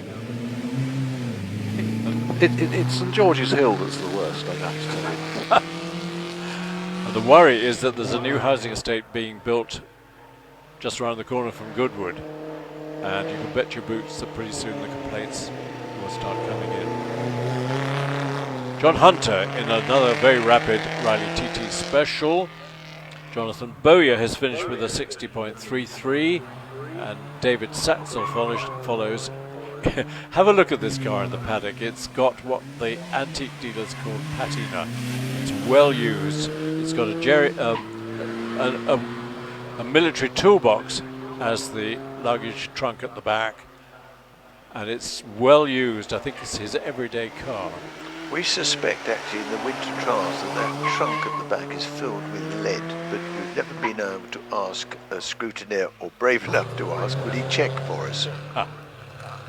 Is that illegal? I mean, you need weight at the back. It's just not sporting. Would a VCC member transfer something illegal? No. Sporting, yes. Never.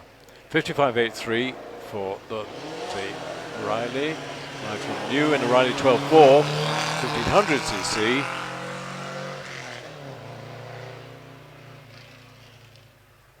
Victor Riley is still around, isn't he?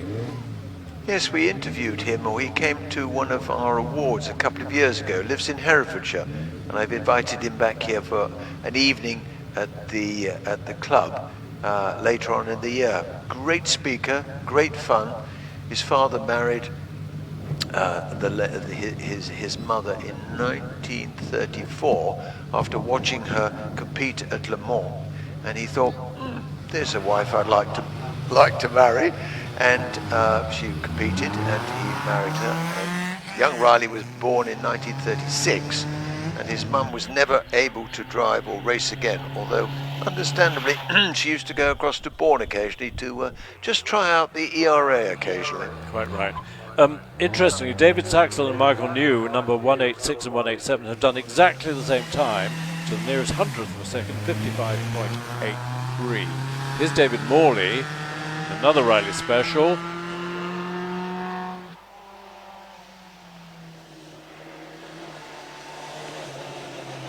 Chucking it through the S's.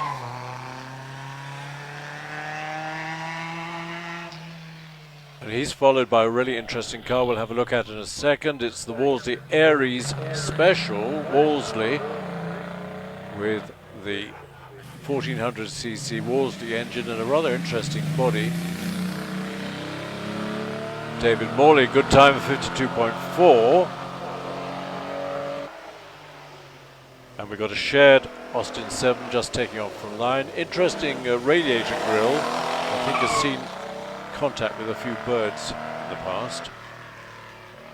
I think it's actually used for making toast by the looks of it. Or for slitting cucumbers. Actually, that would be a brilliant idea. Perfect for your summer cocktail with Pim's #1. Exactly, in the paddock. You're on. And I did wonder how long it would be before we got on to food. 51.82 for the Wolseley. Chris Craven in sharing the Austin 7.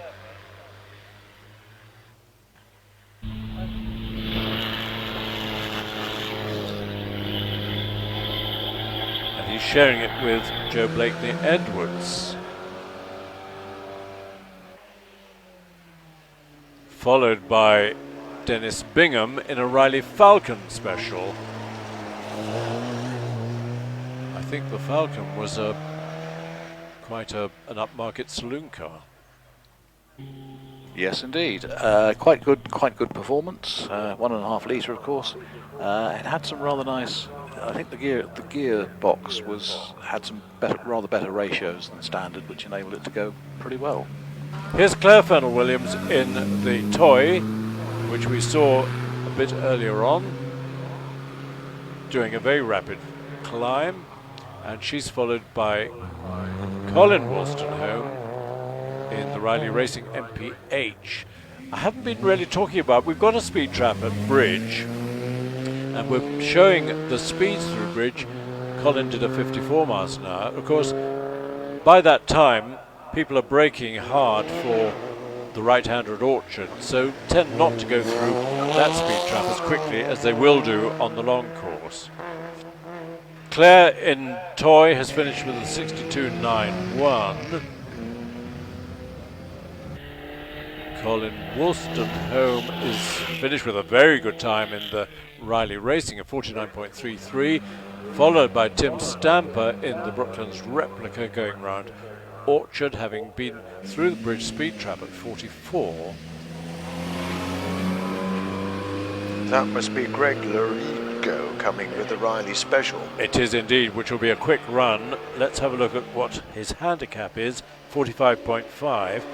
Might well be within that. Well, he was adjusted, wasn't he? He got FTD down in Wiscombe earlier on in the year. Oh, so he's punished. He's been punished slightly, but that won't take away a broad grin on his face. Also a gentleman that wears the most wonderfully coloured shirts.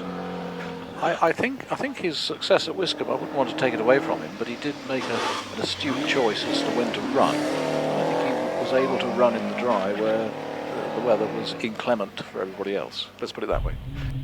So Greg's facing a 45.5 handicap. He won't be within that. It's a 47.5.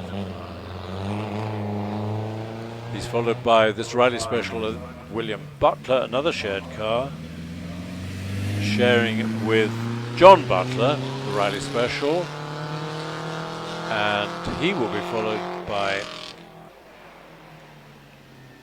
the Riley Special of the Morley family.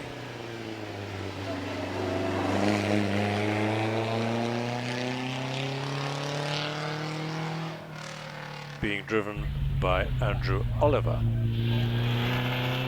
So nearing the finish is William Butler in the Riley Special 55.8.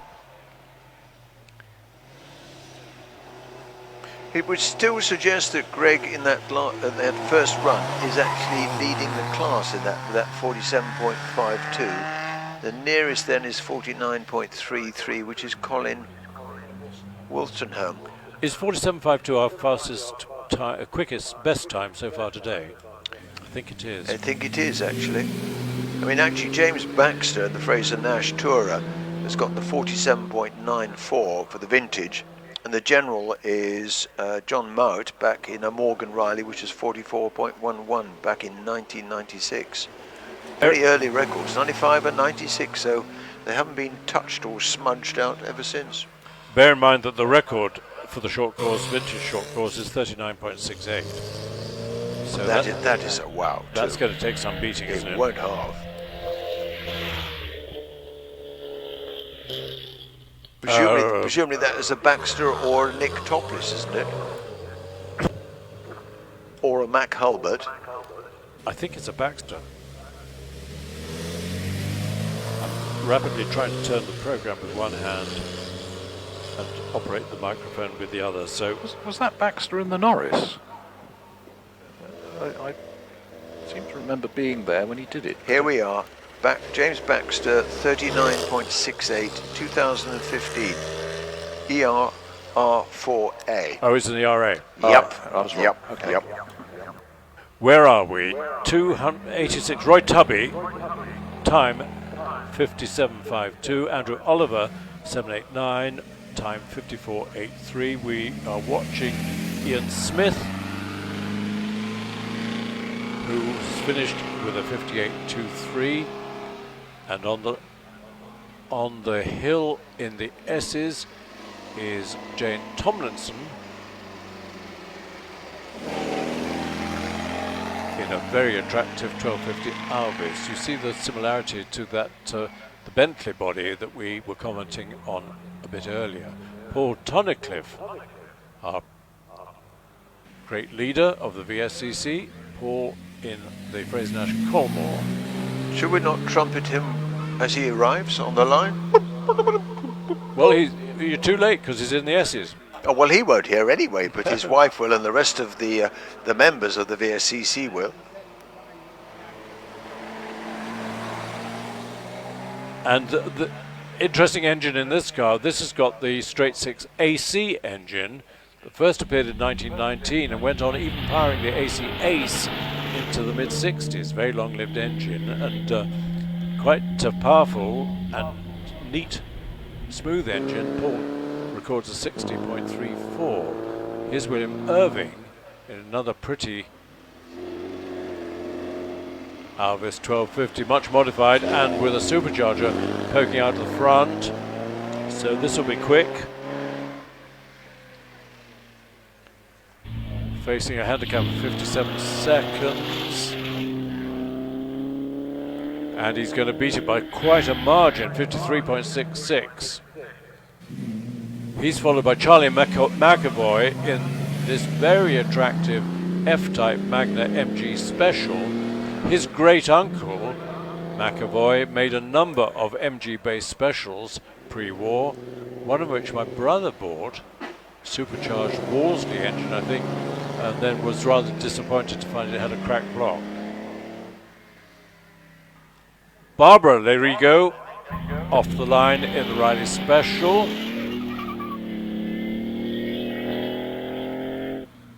Charlie McAvoy finishes with a 53.5. Here's Barbara chucking the Riley Special round Orchard into Pardon.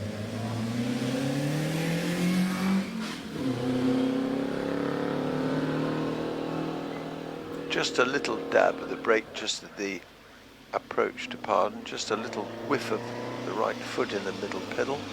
She's handicapped at 52.5. She might, no, I think she'll be a little bit beyond that. Off the line, Eleanor Bergman sharing the Austin 7 Special. And Barbara finishes with a 56.34. Good time though.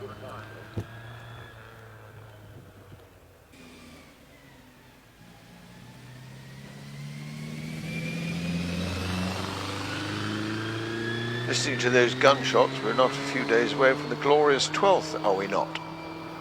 Not so glorious for the grouse. Oh, I don't know. We look after them and husband them, and then we shoot them. And eat them. Yeah, exactly. Perfect. Fair enough. Isn't this a pretty little Austin 7 Special? Ultra lightweight. And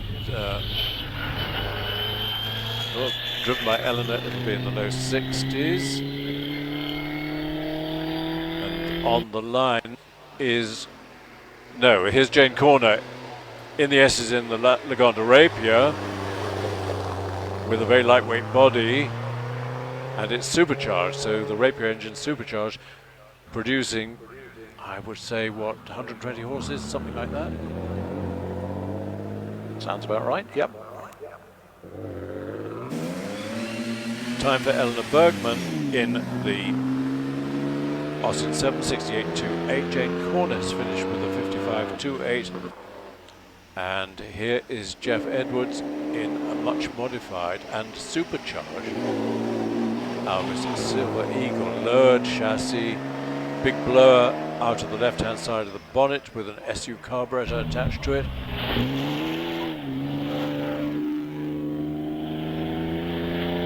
And a time of 53.14. Ian Wozencroft, another Elvis 1270 special. Taking an extremely wide line at Parton. Bit of a smoke screen he had to Was go a bit, through. yep, and then finding the right gear to shoot him down towards Rolt Corner. We've seen Jane Corner. Trevor Corner takes off from the start in a lovely Talbot 105, 3 litre.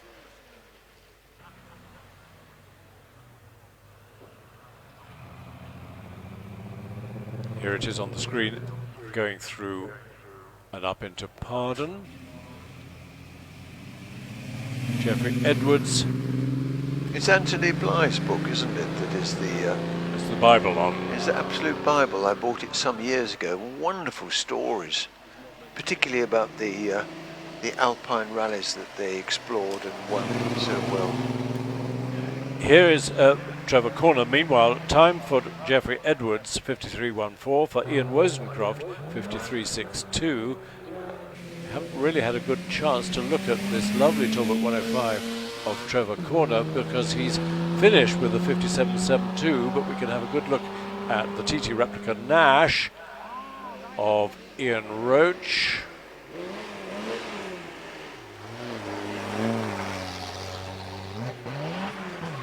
Into class 10, special sports cars and saloon cars, up to 3 litres unsupercharged, up to 2.25 litres supercharged.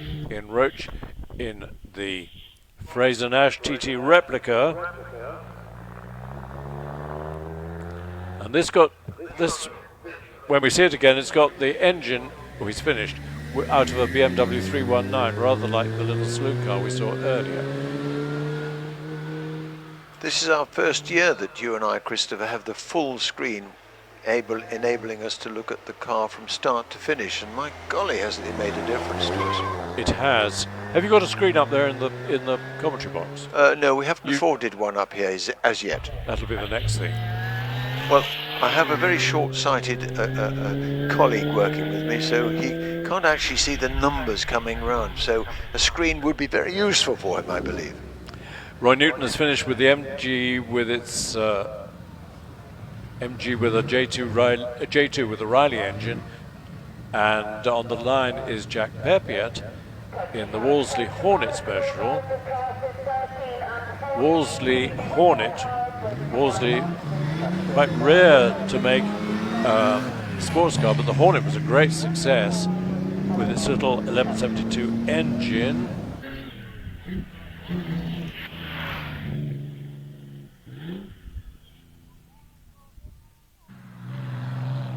.38 miles an hour at the bridge speed trap for Jack. Very attractive and immaculately presented body. There's a prize, scrutineer's prize, for the car whose condition they admire most.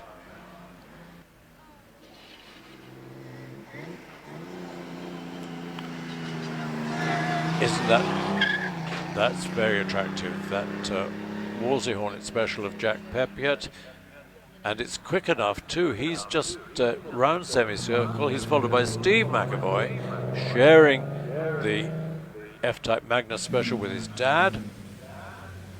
Slightly more aggressive line than Papa coming into part, interesting enough. Well, that's youth, isn't it? Agreed. Jack Peppiatt has finished with a 56.59. Off the line, David Knight in a Frazer Nash GT replica with a BMW straight six engine. We'll look at it soon, but meantime, feasting our eyes on this lovely F-Type Magna in the hands of Steve McAvoy. Also the assurance, of course, if anything breaks, father will pay for it. You hope. I have negotiated bitter experience. I have that experience. Yeah, we all have.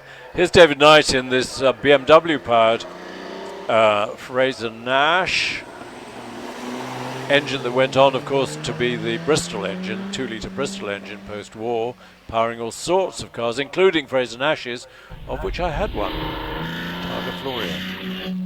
Did you really? How exciting! I did. And he's done a good time of 52.96. He's followed by Andrew Frank in the GN with the AC engine. AC GN's called the Beetle. Did you ever go to Sicily to look at some of the track that was the Targa Florio? Never did, no. I did. It was absolutely fascinating. You can still see on the rock wall the various wonderful names that competed there. You know, in white across the apex or the exit to the entrance to the hill climb. One of the pub questions is where and why did the Mercedes Works team arrive coloured red? Meantime, here's the Riley Special of Maurice Gleeson. I thought they were white or silver. Why red? There was one occasion when they were red. And Gillian Carr, well known and drives all sorts of cars, appropriately enough. She's off the line. Maurice Gleeson finishes with a 53.83. Gillian into Orchard at 37 miles an hour in number 231, which is a Vauxhall Super G. And someone will tell us what a Vauxhall Super G is. It looks like a 3098. It dates from 1924. Julian would have the answer to that. Yeah. We're stumped by the red Mercedes. Can you give us the answer? Yes, they entered for the Targa Florio and realised that the spectators, if they were silver or white, would point them in the wrong direction when they came to a crossroads. How brilliant. But if they painted them red, they pointed them in the right direction. Smashing. There you are, you see.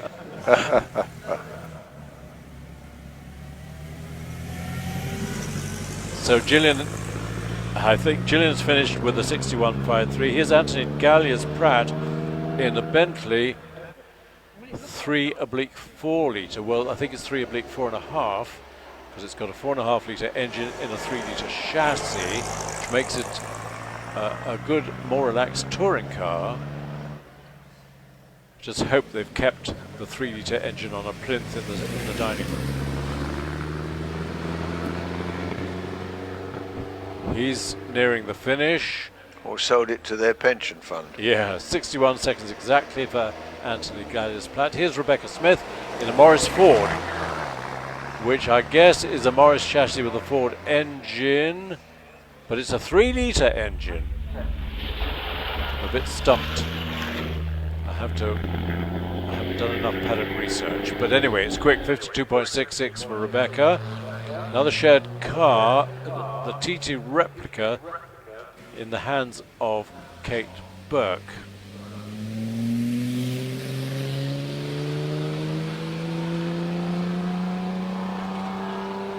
Well, Rebecca Smith in the in the Morris has gone extremely well. She's actually beaten the handicap. Good for her. This is the TT replica with the 4-cylinder BMW engine. 319 BMW engine. Propelling Kate over the finishing line. It'll be under the 60-second mark. It's a 58.78. Was there no comparable engine available then for going to the BMW, or was it just a more economical and more powerful engine to pop into the Nashes? Well, I don't know if it started life with that engine, but remember AFN, Frazer Nash, had the BMW concession in the 30s and imported BMWs that they called Frazer Nash BMWs.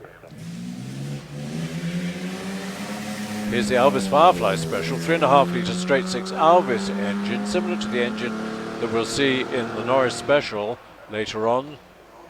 Powerful, nice tidy engine.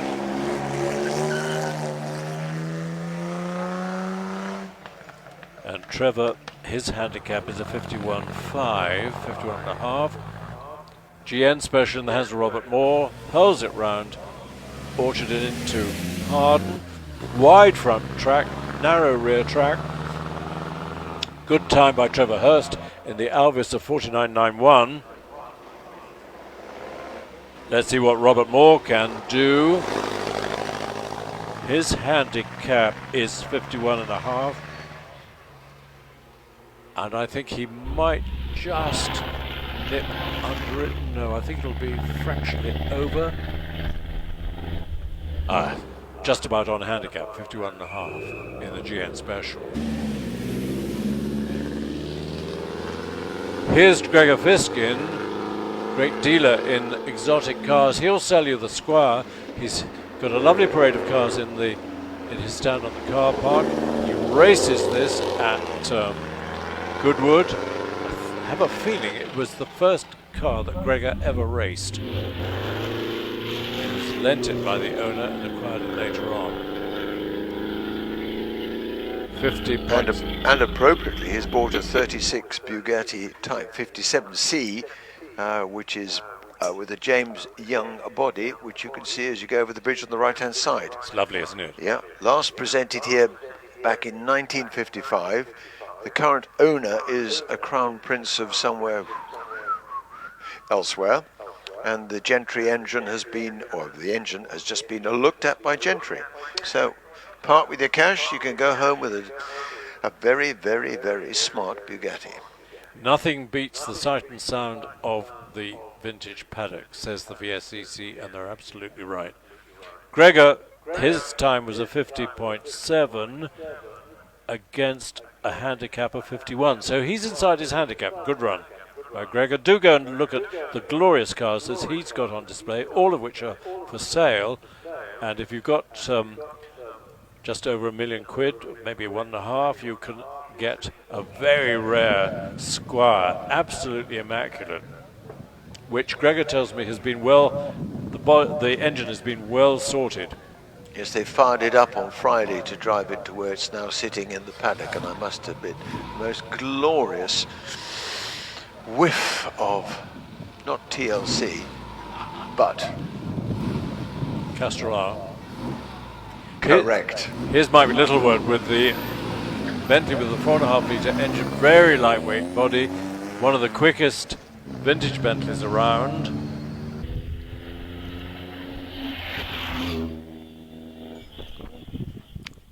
Mike has been, well, 50.5, fairly tough handicap for him to beat. He's undoubtedly doing his best to do so. Through the bridge speed trap at 44 miles an hour. Very lightweight body. So not dragging a lot of a wait around with the 4.5 litre engine.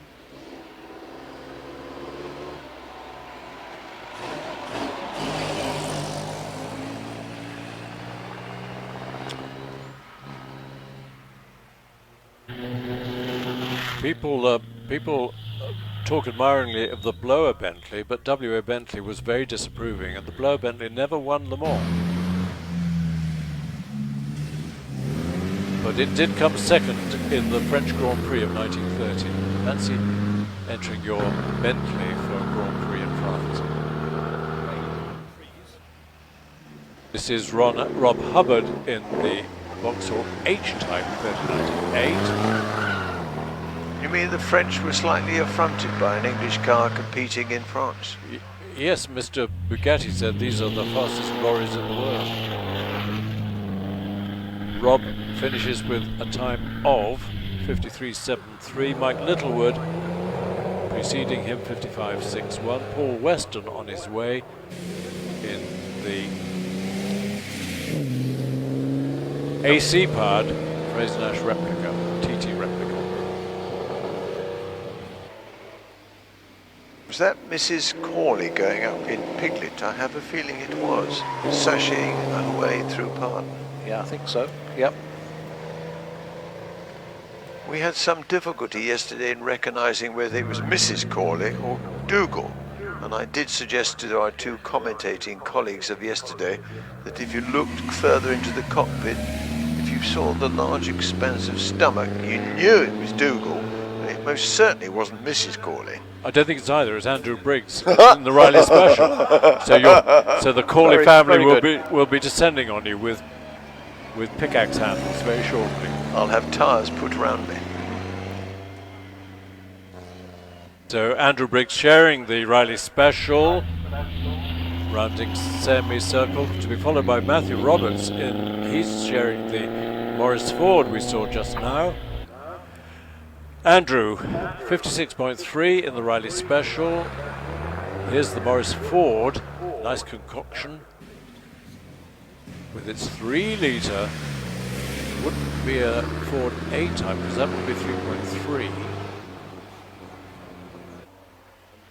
No, it would indeed be 3.3 with the old model Ford, wouldn't it? Whatever it is, here it is.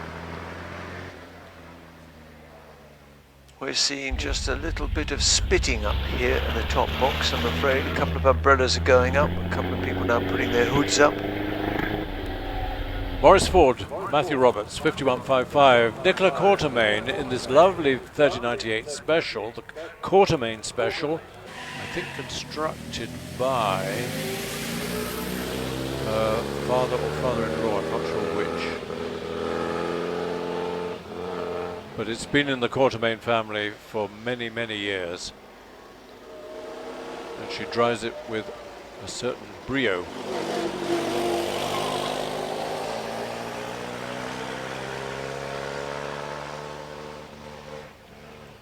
So she heads for the finish, to be followed by Peter Batty in, is this the Bugatti engine, Frazer Nash? Absolutely correct, 3.257. 3.3 litre Bugatti straight 8 engine in a lightweight Nash featherweight. That's a good combination, isn't it? Beautiful. It just sounds so sweet too. You can imagine cruising at a happy 1890 in that too. I have a feeling he slowed right down and was trying to find the next chain. Might have cost him. Well, sir, I would have thought he could probably just stick in number 2 gear, wouldn't you? With that amount of grunt. I think it cost him 54.92. Here's the Piglet. Which Piglet have we got in it? We've got Liz. Old Spot. Careful, they're bigger than you. No, yes, I know. And you probably certainly Dougal is a lot bigger than me. You probably need tyres as well. So Liz hurls the Piglet around. 245. Her handicap is a 48.5, and she's outside it with a 51.62. She's followed by Justin Hart in the 2.5 litre supercharged Riley Big 4 Special. Immaculate car, lovely. absolutely perfect. Might well get the scrutineer's prize because it's very pretty and beautifully prepared. This is Justin Hart. I see, commentators, we should have a prize, should we not, for whatever element we think is the most successful drive of the day. I thought you meant the prize for the commentator with the funniest joke. Yes. You would win, Nick, every time. Absolutely, hands down, wouldn't it? Yes. I'm very flattered by you both, thank you. Meanwhile, back to serious business. Here's the 3098 of Christoph Cowens, sharing Vauxhall OE. You do realise, Christopher, that I took you as my mentor. You didn't learn a lot. Well, I'm still learning. Christoph has finished with the 54.72. Another Austin 7 Special Supercharged of Mark Atkinson. I think this is Slippery Ann. Beautifully constructed with a fabric tail on an ash frame. Do have a look at this car in the paddock. It's absolutely beautiful. And I think it appeared in 2019, the first meeting that we live streamed Vintage Prescott.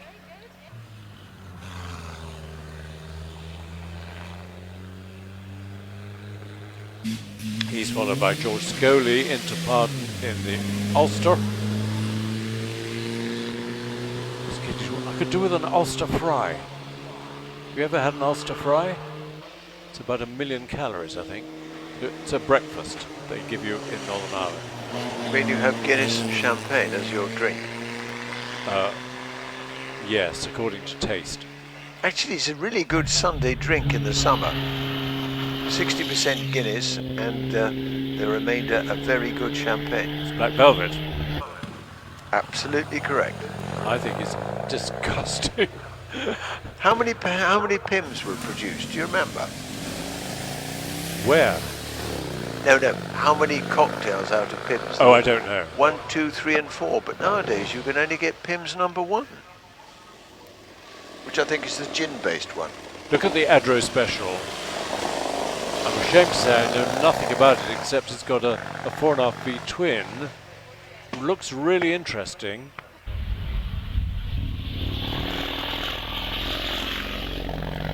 It's in the hand of Colin Rogers. It's a spindly little thing, but it's quick, 52.79.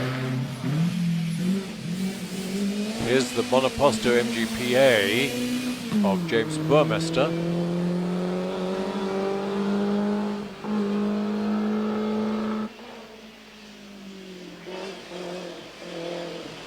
Nice single-seater conversion of an MGPA,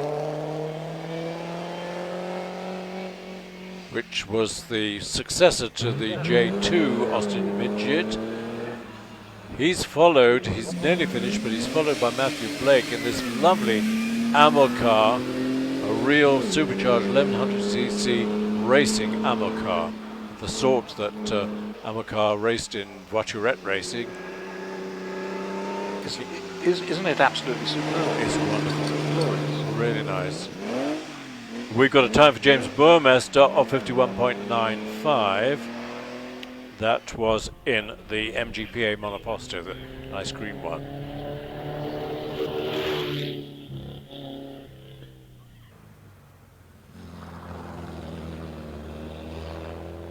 We are in class 11, special sports cars and saloon cars, over 3 litres, unsupercharged, and over 2.25 litres, supercharged. And on the line, we'll see it soon, is a really interesting one, but in the meantime, Peter Loxton's got this pretty little Austin 7 with a Fiat Valida engine. Couldn't get much lower than that. Can he get it under 50 seconds? Not quite. But here's this really interesting Austin Special, Austin 7 chassis, Jap V-twin engine, featherweight. With that characteristic Jap engine note, isn't it? Yeah. J.A. Prestwich They were built in London, weren't they, Jap engines? Correct. Couldn't be much smaller. But a very famous special follows. This is John Wiseman in Nat. Pre-war Shelsley special. Classic GN chassis with the V-twin engine. Could build one for about 12 and sixpence.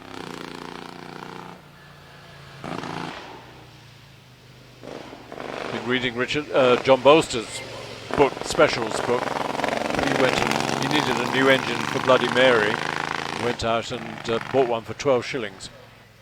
It's a well-read and well worth reading book, isn't it? It is. Yeah. It's well written. Tragically, Richard Bolster, his brother, was killed in the war. Nat has finished with exactly 51 seconds. Told you it was quick. And this is Hummingbird, Little Austin 7 Special of William Leith. And then on the line we've got Dougal Corley in Piglet. This is always worth watching. We'll watch Hummingbird for the moment, navigating the S's calmly and with no drama. Piglet has taken off on the line. There he or she goes. I'm not sure if it's a male Piglet or a female one, but goes through the trap at 61, which is pretty much as quick as any car so far today. So this is Dougal really getting the hammer down.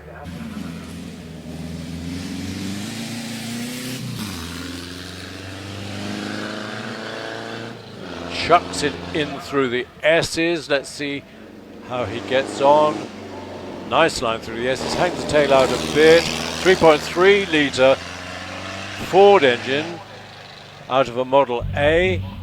Plenty of power, plenty of grunt and plenty of courage from Dougal. 44.95 is, I think, the quickest run we've had today. He's followed by Mark Purnell in this Supercharged Riley Special. He's given us some reports on Facebook of his progress in this car with some nice pictures. Great big blower poking out of the front. Can he challenge Dougal's 44.95?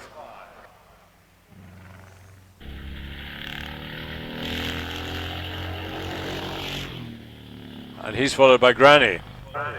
Not Annie, but Granny. 49.19 for Mark Purnell. Granny, another famous Chelsea special. Gary Clare's had it for a long time.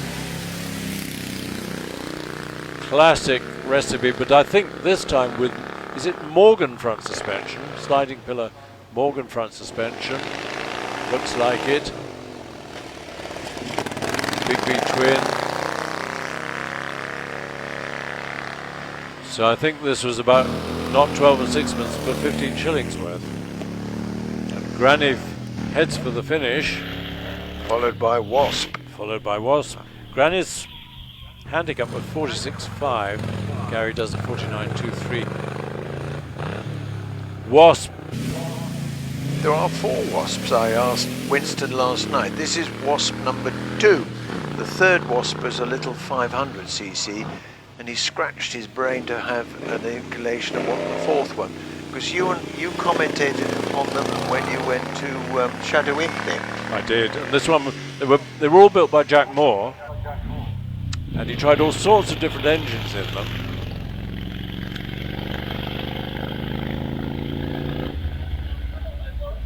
And he finishes with a time of 46.97. What comes after a Wasp? A Hornet.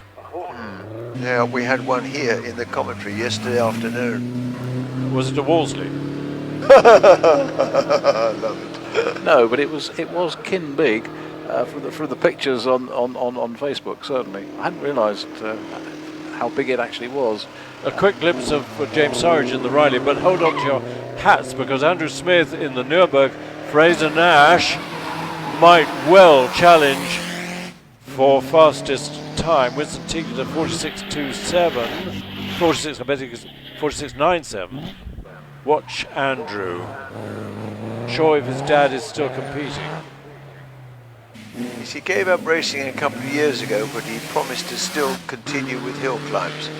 great engineer. He is a dentist in that part, in the northwest part of the world. This car raced at the Nürburgring by Fane. Supercharged, Meadows engine, masses of power, and Andrew knows how to chuck it around, just like his dad did. I'm sure the pram they had as boys had chains on rather than wheels. 43.7.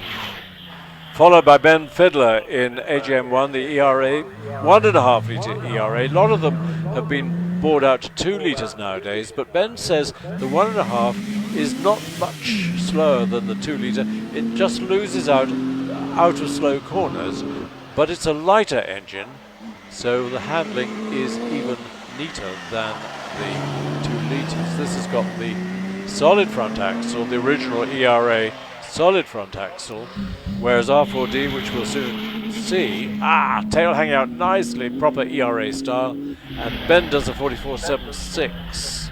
Probably more comfortable for hill climbs, but with the 2 litre a bit more grunt than you got on the racetrack. Sure. Andrew Craven, MG Riley again.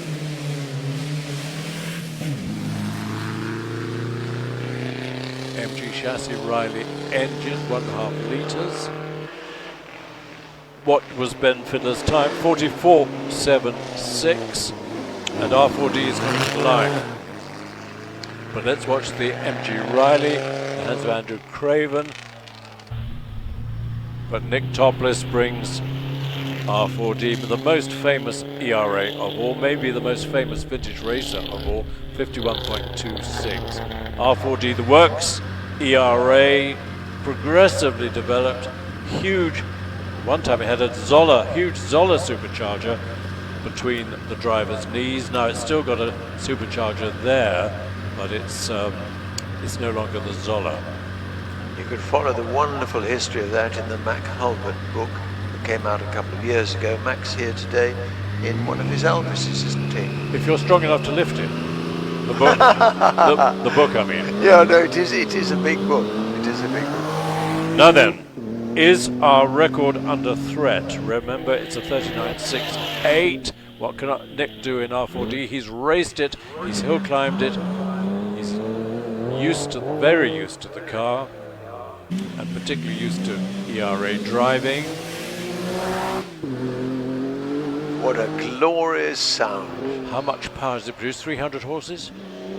I think it's a little just under that. Yeah, far off. 275, 280. Independent front suspension, which Nick tells me was necessary on the bumpy tracks pre-war, but doesn't give much advantage nowadays. Time, no, 43.47. 43.47 for Nick. Here's the first of the Norris specials. This is the one with the 1500cc supercharged engine built by the Norris brothers. We'll see the second iteration a bit later on with its 3.5 litre Elvis engine.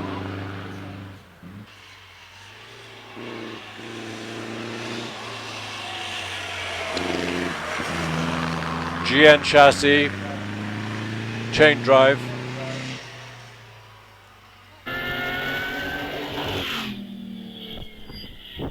And here's Tom Waterfield in the Richard Bolster special. John Bolster's brother, tried all sorts of engines in this. One time it had 4 Rudge motorcycle engines, that didn't work. He tried it with a Hudson straight 8, that was too heavy, and it ended up with a supercharged MG engine, and was beautifully restored after the war. I think it was found in pieces. Poor Richard was an RAF pilot, got killed in the war, but it's now in lovely condition and it's quick. Tom does a 46.05, to be followed by Salome, another historic special. GN chassis, Morgan front suspension, air-cooled V-twin. Was he slightly hesitant coming out of Pardon? Going okay. Correct, now. he was. He moved far over to the right-hand side and had just a little look at the barrier. Yes, I think it's a Jap V-twin engine in the front. And Salome finishes with a time of 4769. Now, maybe one of the most famous specials of all, James Edwards in the Basil Davenport GN Spider. This is Spider 1. Haven't you and I enjoyed that at Shelsley for so many years? And Basil was an amazing character who always used to race in a cow gown tied up with string. Cow gown, you know, a brown sort of gown, if you know what I mean, which farmers used to use. Spider. I think smock is the word. Smock, yeah. Spider won so many hill climbs, broke the record at Shelsley.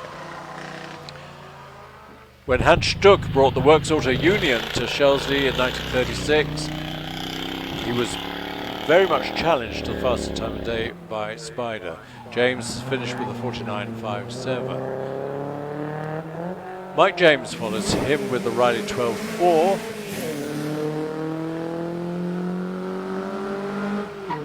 Tough handicap, 45.0, but yeah, he's certainly having a crack at it this afternoon or this morning. It's a rapid car though, isn't it? Extremely.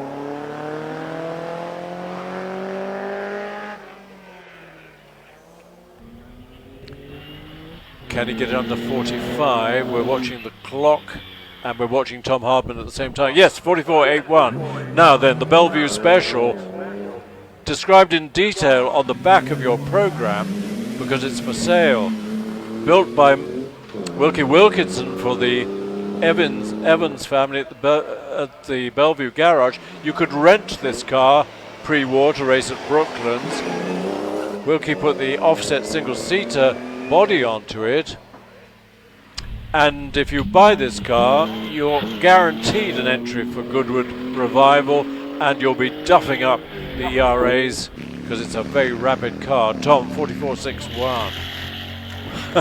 Charlie Martin in the Morgan Rip Special. This is a hilarious device. It's got a fabric body on a wooden frame, and Charlie knows how to chuck it around. He was the organizer for the Spollen family of the Shadwell Hill Climb, which sadly is no more, but Charlie really enjoys nothing more than chucking the rip around circuits or hills. What did we see him racing at Goodwood a couple of years ago? Was that a Connaught? It was the Spollen family A series Connaught. Charlie, good time, 44.5. Terry Crabb in Hanuman, ERA R12C, first owned by Prince Chula for Prince Bira. I think resurrected. Hanuman had an accident and the chassis was put to one side for a while, but then got resurrected and became R12C. That Terry races and hill climbs. It's again rather like Ben Fiddler's. It's got the 1.5 litre Riley based engine supercharged. Is he as quick as Ben? It's a 43.91.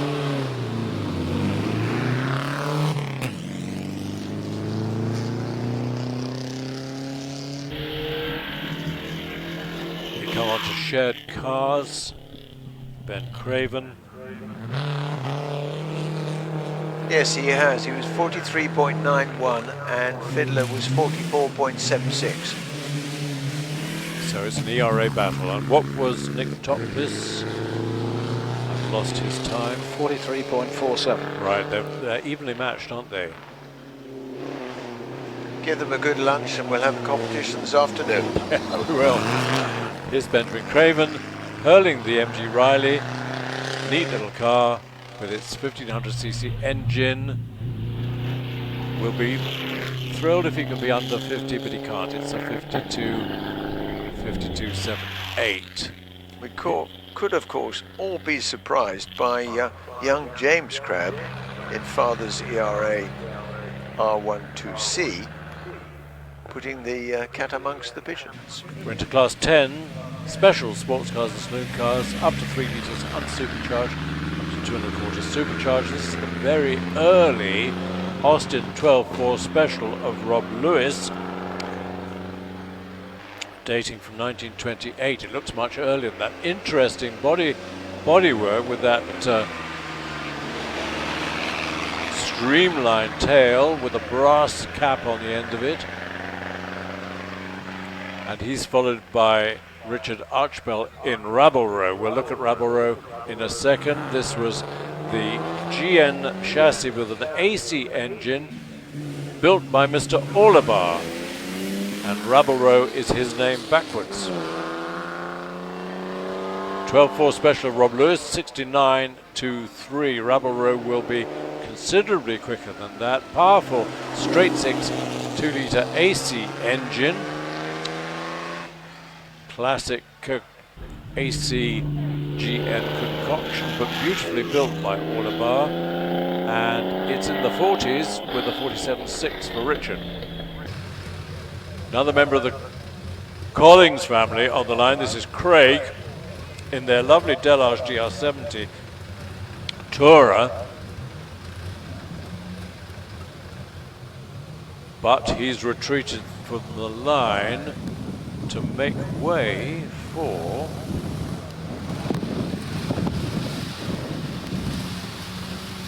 the Maggot. Maggot is an Austin 7 chassis with paired V-twin engines, MAG engines, and it's as long as the engines agree with each other, that's okay. So a complex system of chains connecting the front and the rear engine. And this is my namesake, Bob Druitt, but spelt differently. And the Maggot dates from 1922, modified in 1930, going fine at the moment. It's a lovely concoction of engineering. Do have a look at this if you're here and can get into the paddock.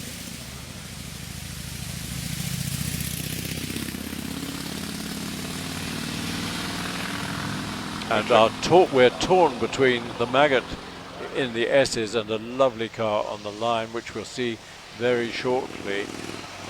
We're licking our lips as Sarah Tunnicliffe takes the beautiful Type 35B Bugatti off the line. Let's just watch Maggot. And now here's Sarah in this lovely straight 8 2.3-litre supercharged Bugatti, the classic Type 35, launched for the French Grand Prix in 1924 in unsupercharged version.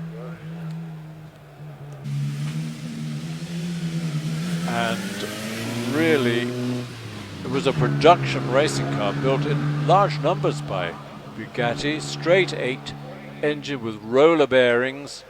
And then the 35B came along, was supercharged, and you could tell the supercharged one by the hole on the right hand side of the bonnet and the clever alloy disc wheels that Bugatti produced, which contain the brake drum. So if you wanted to quickly adjust the brakes, you only had to take the wheel off. Sarah finishes with a time of 60.85, but what a lovely car. You could buy the through David Gooding. He's got one of the Louis Chiron Type 35Bs coming up for sale in his auction very shortly. Oh well, I'll save my pennies. Well, it'd be interesting which Chevron Bugatti it is, because of course he had quite a number. He only bought one, did he not? Some of the races he won in, the Tories gave him the car as a bonus. Here's the Delage with a 5-litre engine, which I don't think is a Delage engine. I have a feeling it's an aircraft engine. I never had a Delage, never produced a car of that size. No. Engine-wise, ever. No. I keep meaning to ask what the engine is. But the Collings have had this car for a long time and use it to go touring in it, take the family to take the kids to school. More like university now. Yeah. And Craig heading for the semicircle, to be followed by the Wolseley Hornet Special of William College. Craig 54.43 in the Delage. Here's the Wolseley Hornet Special, 38 miles an hour through the speed trap. Nice looking little car. Can be used as a race car or a sports car because it's got headlights. You can't fit mudguards, of course. We've got an ERA on the line.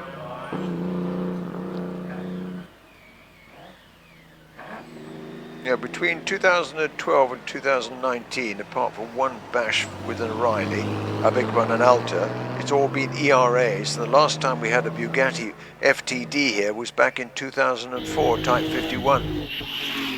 Yeah.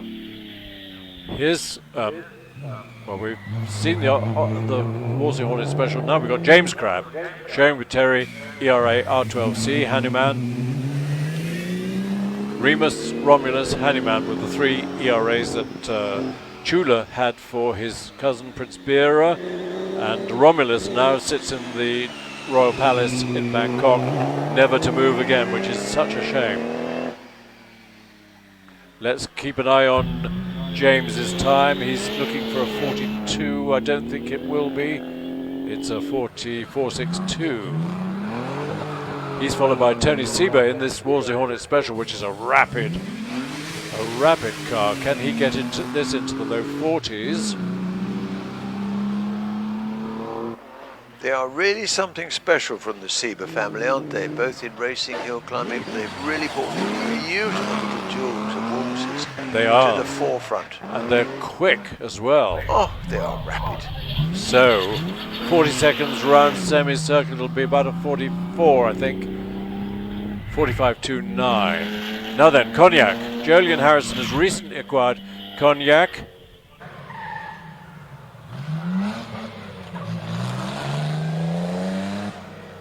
Raced, built by Mr. Cohen, CO for Cohen, GN for the chassis, AC for the engine, then raced in period by Freddie Giles for a long time, and then by Ron Footit, very successfully. It's a rapid car. If there's a bit of a pause, I'll tell you about Freddie Giles' last race. But in the meantime, Julian, who's got a lovely collection of cars up in the north of England, 48.29. Now Mac Halbert, who used to have R14, now really enjoying a couple of Elvises, a touring one, and this supercharged 2.5 litre Silver Eagle. You and I've seen it racing in his hands at Silverstone many years. We have. A slightly temperamental car, driven by a very aggressive driver. He really got the hang of R4D. We had him for a number of years.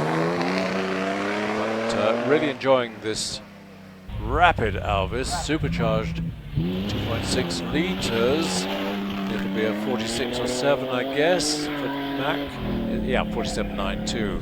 On the line, one of the 3 single-seater Frazer Nash is built.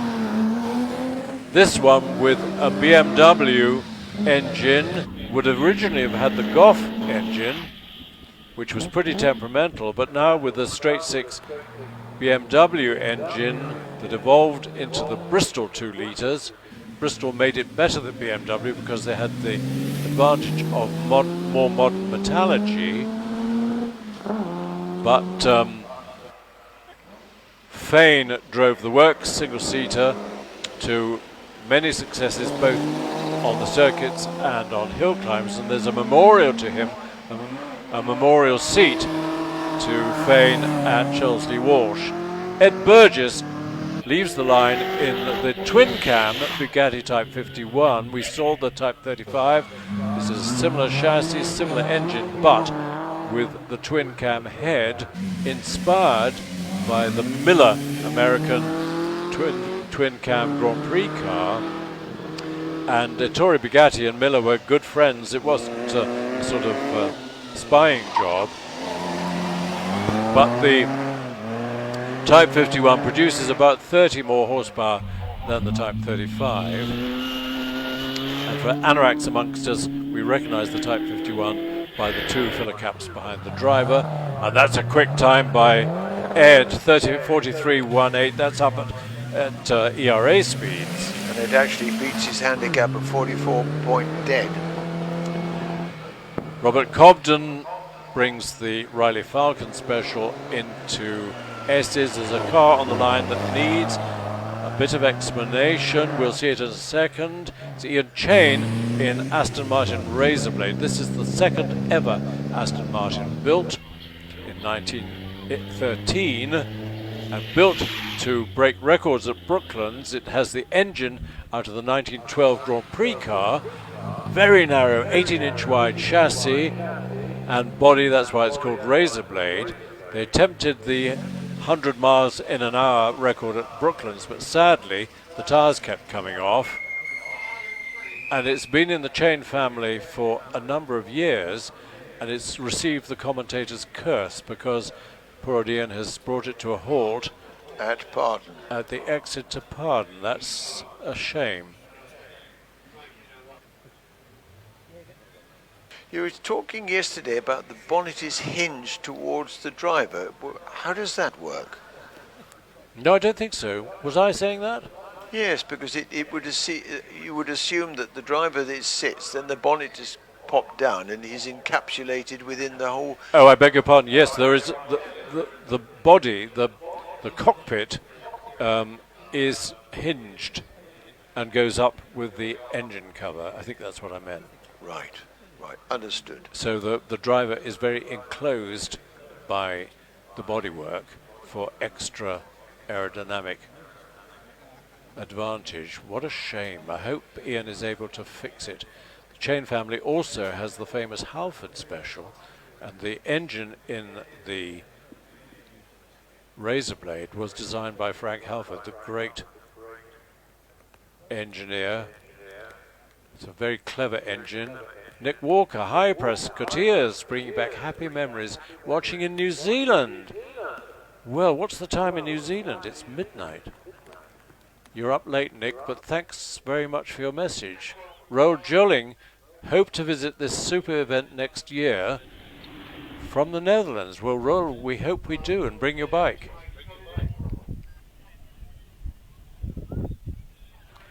Stephen, this is a delight. Thank you for filming this event. It's a great pleasure, and we're very glad that you're, all of you, enjoying it. It will be on YouTube, and it'll stay on YouTube for a long time. Meanwhile, Ben Collings has borrowed Duncan Pittaway's Type 35 Bugatti, and it's a very rapid, unsupercharged Type 35. Which Duncan took to the Monaco Heatstroke a number of years ago, drove there, enjoyed the race, enjoyed the overnight stay, and then drove back again the following morning. Kept getting stopped by the cops, the French cops, who couldn't believe that the thing was legal. Ben, 50 miles an hour at the bridge speed trap. Ooh, the outer has, oh dear, well, I'll talk about it in a second, but here's Ben in the Type 35. Interesting to watch Duncan racing this car, mixing it with much more powerful cars. He's a very brave and skillful driver and engineer, as witnessed by the Beast of Turin, which you can cook your bacon on when it fires up in the morning. Or your marshmallows. I think they burst into flames, actually. Ben, 51.05. So that was a sighting run by Ben. He hasn't driven, I don't think he's driven the Type 35 here. No, James Baxter in the ERA Riley chassis, ERA engine, 2-litre supercharged. This is as quick, if not quicker, than most of the ERAs. Now, is this car that holds the record, the short course record? No. It's not. R4D. Oh, R4D. Okay, well, James told me yesterday he's aiming to beat it, but I think he'll have a struggle. Doesn't look like a record-breaking day. Maybe the hill isn't in perfect condition. He's had a go at one of the bollards. No harm done. He tells you that in the driving school. The last one, you aim it and just clip it. Yeah. Now then, it's 40, it's 41, it's 42, it's 43.18. Puts into perspective the 43 seconds that Ed Burgess achieved in the Type 51. Here's the lovely Wolseley Hornet Special again, driven by a number member of the Seba family. This is Rodney. Did this car get into the 43s? I've lost it off my screen at the moment. It would be very tough. Be.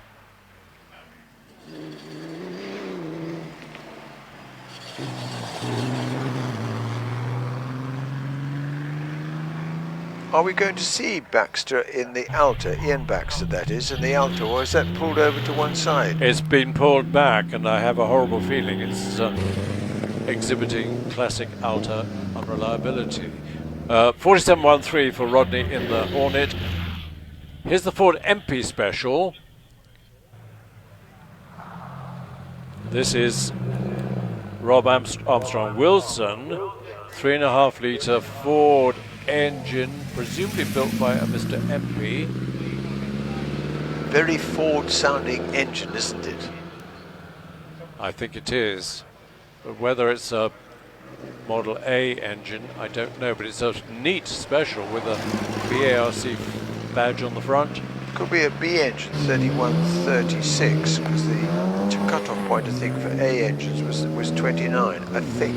Right. He's heading for the line. He's followed by Cecil Schumacher in this lovely Talbot 95 special, monoposto, 5317 for the Ford MP Special. Cecil Schumacher, this is a quick car as well. Big, it's quite a big thing to handle round Prescott. 3.3 litre supercharged, looking for all the world like a early 30s Grand Prix car, rather reminiscent of the Bimotore Alfa Romeo. Oh golly, wasn't that powerful? That they used to burn tyres before it had got to the end of the straight. Yeah, they ended up taking the rear engine out, didn't they? 52.85 for Cecil Schumacher. He's put a bit of mud on the track. Gives us a chance to have a good look at the car on the line, which is this is Tom Richardson's GN with the Gypsy aircraft engine. Going back quickly to the Alfa, presumably it was Nuvolari who drove it, wasn't it? I think it was, yes. Didn't like it. Said it was dangerous. I think for him to say that, that must have been a statement and a half. The Gypsy engine, of course, de Havilland Gypsy engine, designed by Frank Halford, has been switched off on the line by Tom Richardson. Of course, in the Tiger Moth, the engine was inverted, so the cylinder heads were at the bottom, and to have it the right way up for cars needs quite a lot of modification to the oil system. Smiling, you've got to have the right engineer, otherwise you could find yourself going into the first ditch as you clamber in and fire off. Indeed. Wondering where the propeller is. It's fired up, making all the right Tiger Moth sort of engine notes. I think it's chain drive. It's a GN chassis. So revs would be at what, 1800 to 2000? Top out at about 2.5. Probably you don't go above 2.2 for very long. Nearly 6 litre engine, but of course a very light engine, being an aircraft engine. Mr. Gear. Yeah. Yes, struggling up to pardon. He's found a gear finally, and away he goes, but it's cost him 4 or 5 seconds. Do you think he was considering landing at that point then? Yeah, I think he was on final, probably. Fine, it's lovely. But neatly round the S's.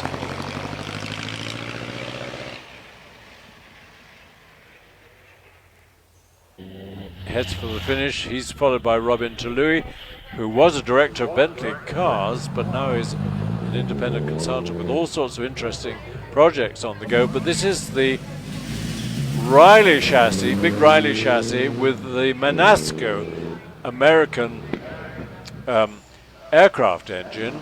Manasco, this engine went in trainer aircraft like the Curtiss Jenny. And Manasco are still in business. They make undercarriages for airliners, including 747s and including the space shuttle. So it's great that they still exist. Robin, a good time, 44.2 2.22. Now Julian Grimwade in the special, the Norris Specials, with the Frazer Nash chassis and the 3.5 litre Elvis engine. He could certainly mix it with the ERA. It's not necessarily FTD, but he could certainly mix it. Yes, Guy Smith raced this car for a long time. As indeed he did Baxter, didn't he?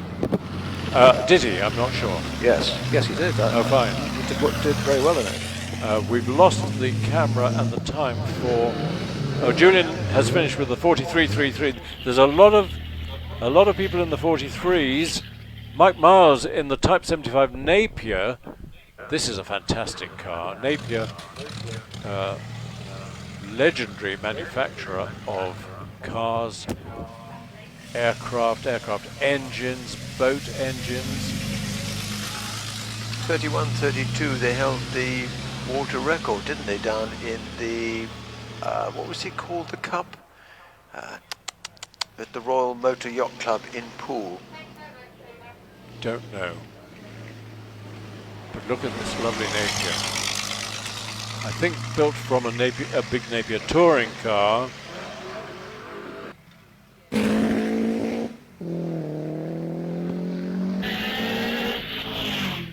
Dates from 1920, and it's heading for the finish. Meanwhile, here's Ian Baxter in the 2 litre supercharged Alta, built by Geoffrey Taylor.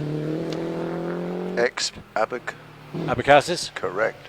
And no shock absorbers on the rear suspension, just twin springs. And it's a quick car, often wins vintage races and hill climbs. So Ian is up against some times in the 42s, and he's a low 42, 42.14. Could well be best time of day so far. It is. But it puts that record in perspective, doesn't it, with 39.68? It doesn't half. You know, who was driving that? Was that Mac in R4D? No, it was young Baxter again. Remember, he got all the records that particular year in every single hill climb.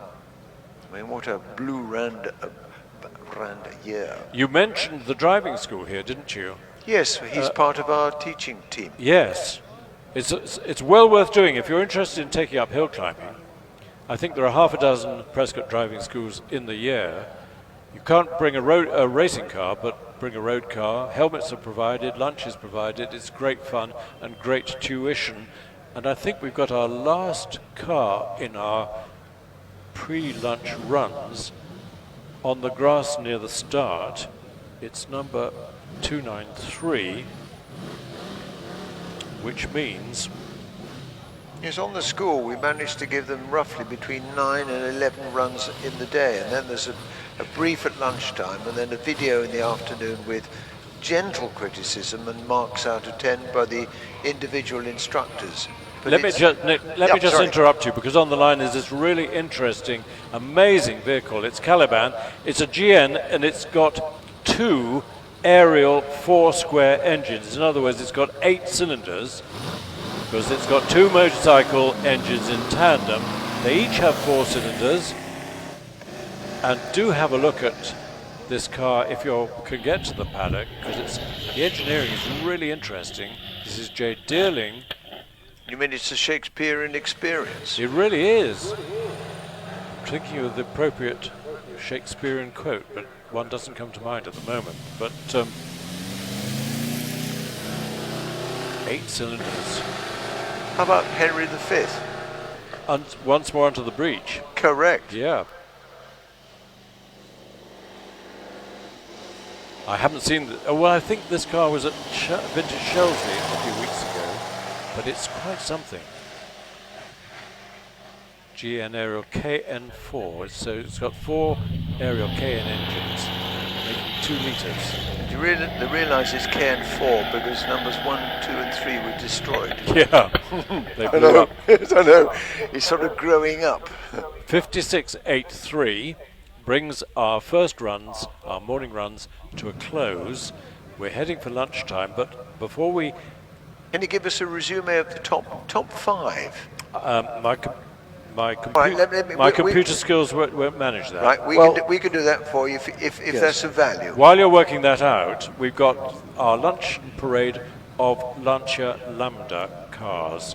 And why? Because it's the centenary of the first outing of a Lancia Lambda up a hill climb in Italy. And if you've got a program, it's well described. But the Lambda was revolutionary in many ways. It didn't have a chassis, it had a monocoque tub onto which the engine was built, and they're going to do 2 laps of Prescott. It had sliding pillar front suspension. You can see on the screen front suspension rather like the Morgan sliding pillar, and a little V4 engine. It's the first of the Lancias with a V4 engine, which similar engines went on into the Appia, the Augusta, the Aprilia. All sorts of different body makers, but all with pretty similar body design. Apparently they produced 9 series between 22 and 1930. Although conceived, I've got a note here, as a touring car, the British realised that it could be more than that, so it was quite common in the UK to shorten the wheelbase to make it more competitive in trials. I don't know how you shorten the wheelbase of a monocoque. I suppose you get a hacksaw. Oh, how crude, but yes. One particular car, which is owned by the Milne Fabian, this car was purchased back in 1974, then a complete rebuild of the car. It's covered over 1,000 miles since, including 2 rallies where they go to Forbello in Italy, which was the birthplace of Vincenzo Lancia. And the fun part is now that you will remember this. The previous owner was the comedian Dick Emery. Oh wow. Oh, you are awful. But I like you. Lancia have been are now part of the Stellantis group, which of course is Peugeot, Vauxhall, Lancia, Alfa Romeo, and the new boss of Stellantis is determined to resurrect the Lancia name. They really dwindled in recent years, producing pretty nondescript cars, the Lancia Delta, for example. But it's a shame because the Lancia was a very distinguished name. I have excitement for you at the next event here in September for the long course. You'll see a monoposto Lancia coming. Yep. Is that the one made out of an Aurelia? Well, it was at the recent London Classic, and it was the first time that it had run. And the engineer and the family are here today, and I persuaded them to put in an event application. That'll be the very first time that it's been on a track, or rather a hill climb, and that'll be with us for the September meeting for the long course. Is that a recreation of the V8 Formula 1 2.5 litre Lancia that was... I think you'll find it's 90% original. Oh wow. Yeah, and it sounds absolutely glorious. I bet. We'll look forward to that. Promise. What's the date of the long course event? It'll be in the programme, no doubt. September-ish, middle of September from memory. 25th of September, the club returns to Prescott for the season closing long course event. Final chance for competitors to score points in the Speed Championship. Well, that's a date for your diary. If you're in New Zealand, book your flight. The Lanciers are going to come round. I think they're going to do a second lap. Then we'll take a pause for a lunchtime. Lunch break restarts at 1:30. And I think during lunch, Richard Danby, who's been brilliant at organising the live stream here, has a number of snippets to keep you amused and engaged throughout lunchtime. But we'll be back on the competitive runs at 1:30. In the meantime, our Lanciers are following the course car up the hill again. Great to see them. Roger, have you done your sums? Well, Chris, this is all highly unofficial, but we think that Ian Baxter in the Alta has done 42.14, and then we think that's the fastest so far. We have a tie for second fastest between James Baxter in the ERA Riley and Edmund Burgess in the Type 51 at 43.18, and we think that Nick Topless in the ERA was fourth at 43.47. It's a close run thing, isn't it? It As certainly we said, is. a good lunch, and we'll see some real competition this afternoon. Can I just do one double check with you? So the screening that you did yesterday is now going to cover the lunchtime period for those people in New Zealand, Australia and the USA, is that right? Give me a minute, I'll chat to Rich and see what his plans are, but I did a number of interviews. I heard those. But yeah. he's got all sorts of interesting clips to show. I'll find out what he's going to do and I'll be back to you shortly. Thank you, thank you.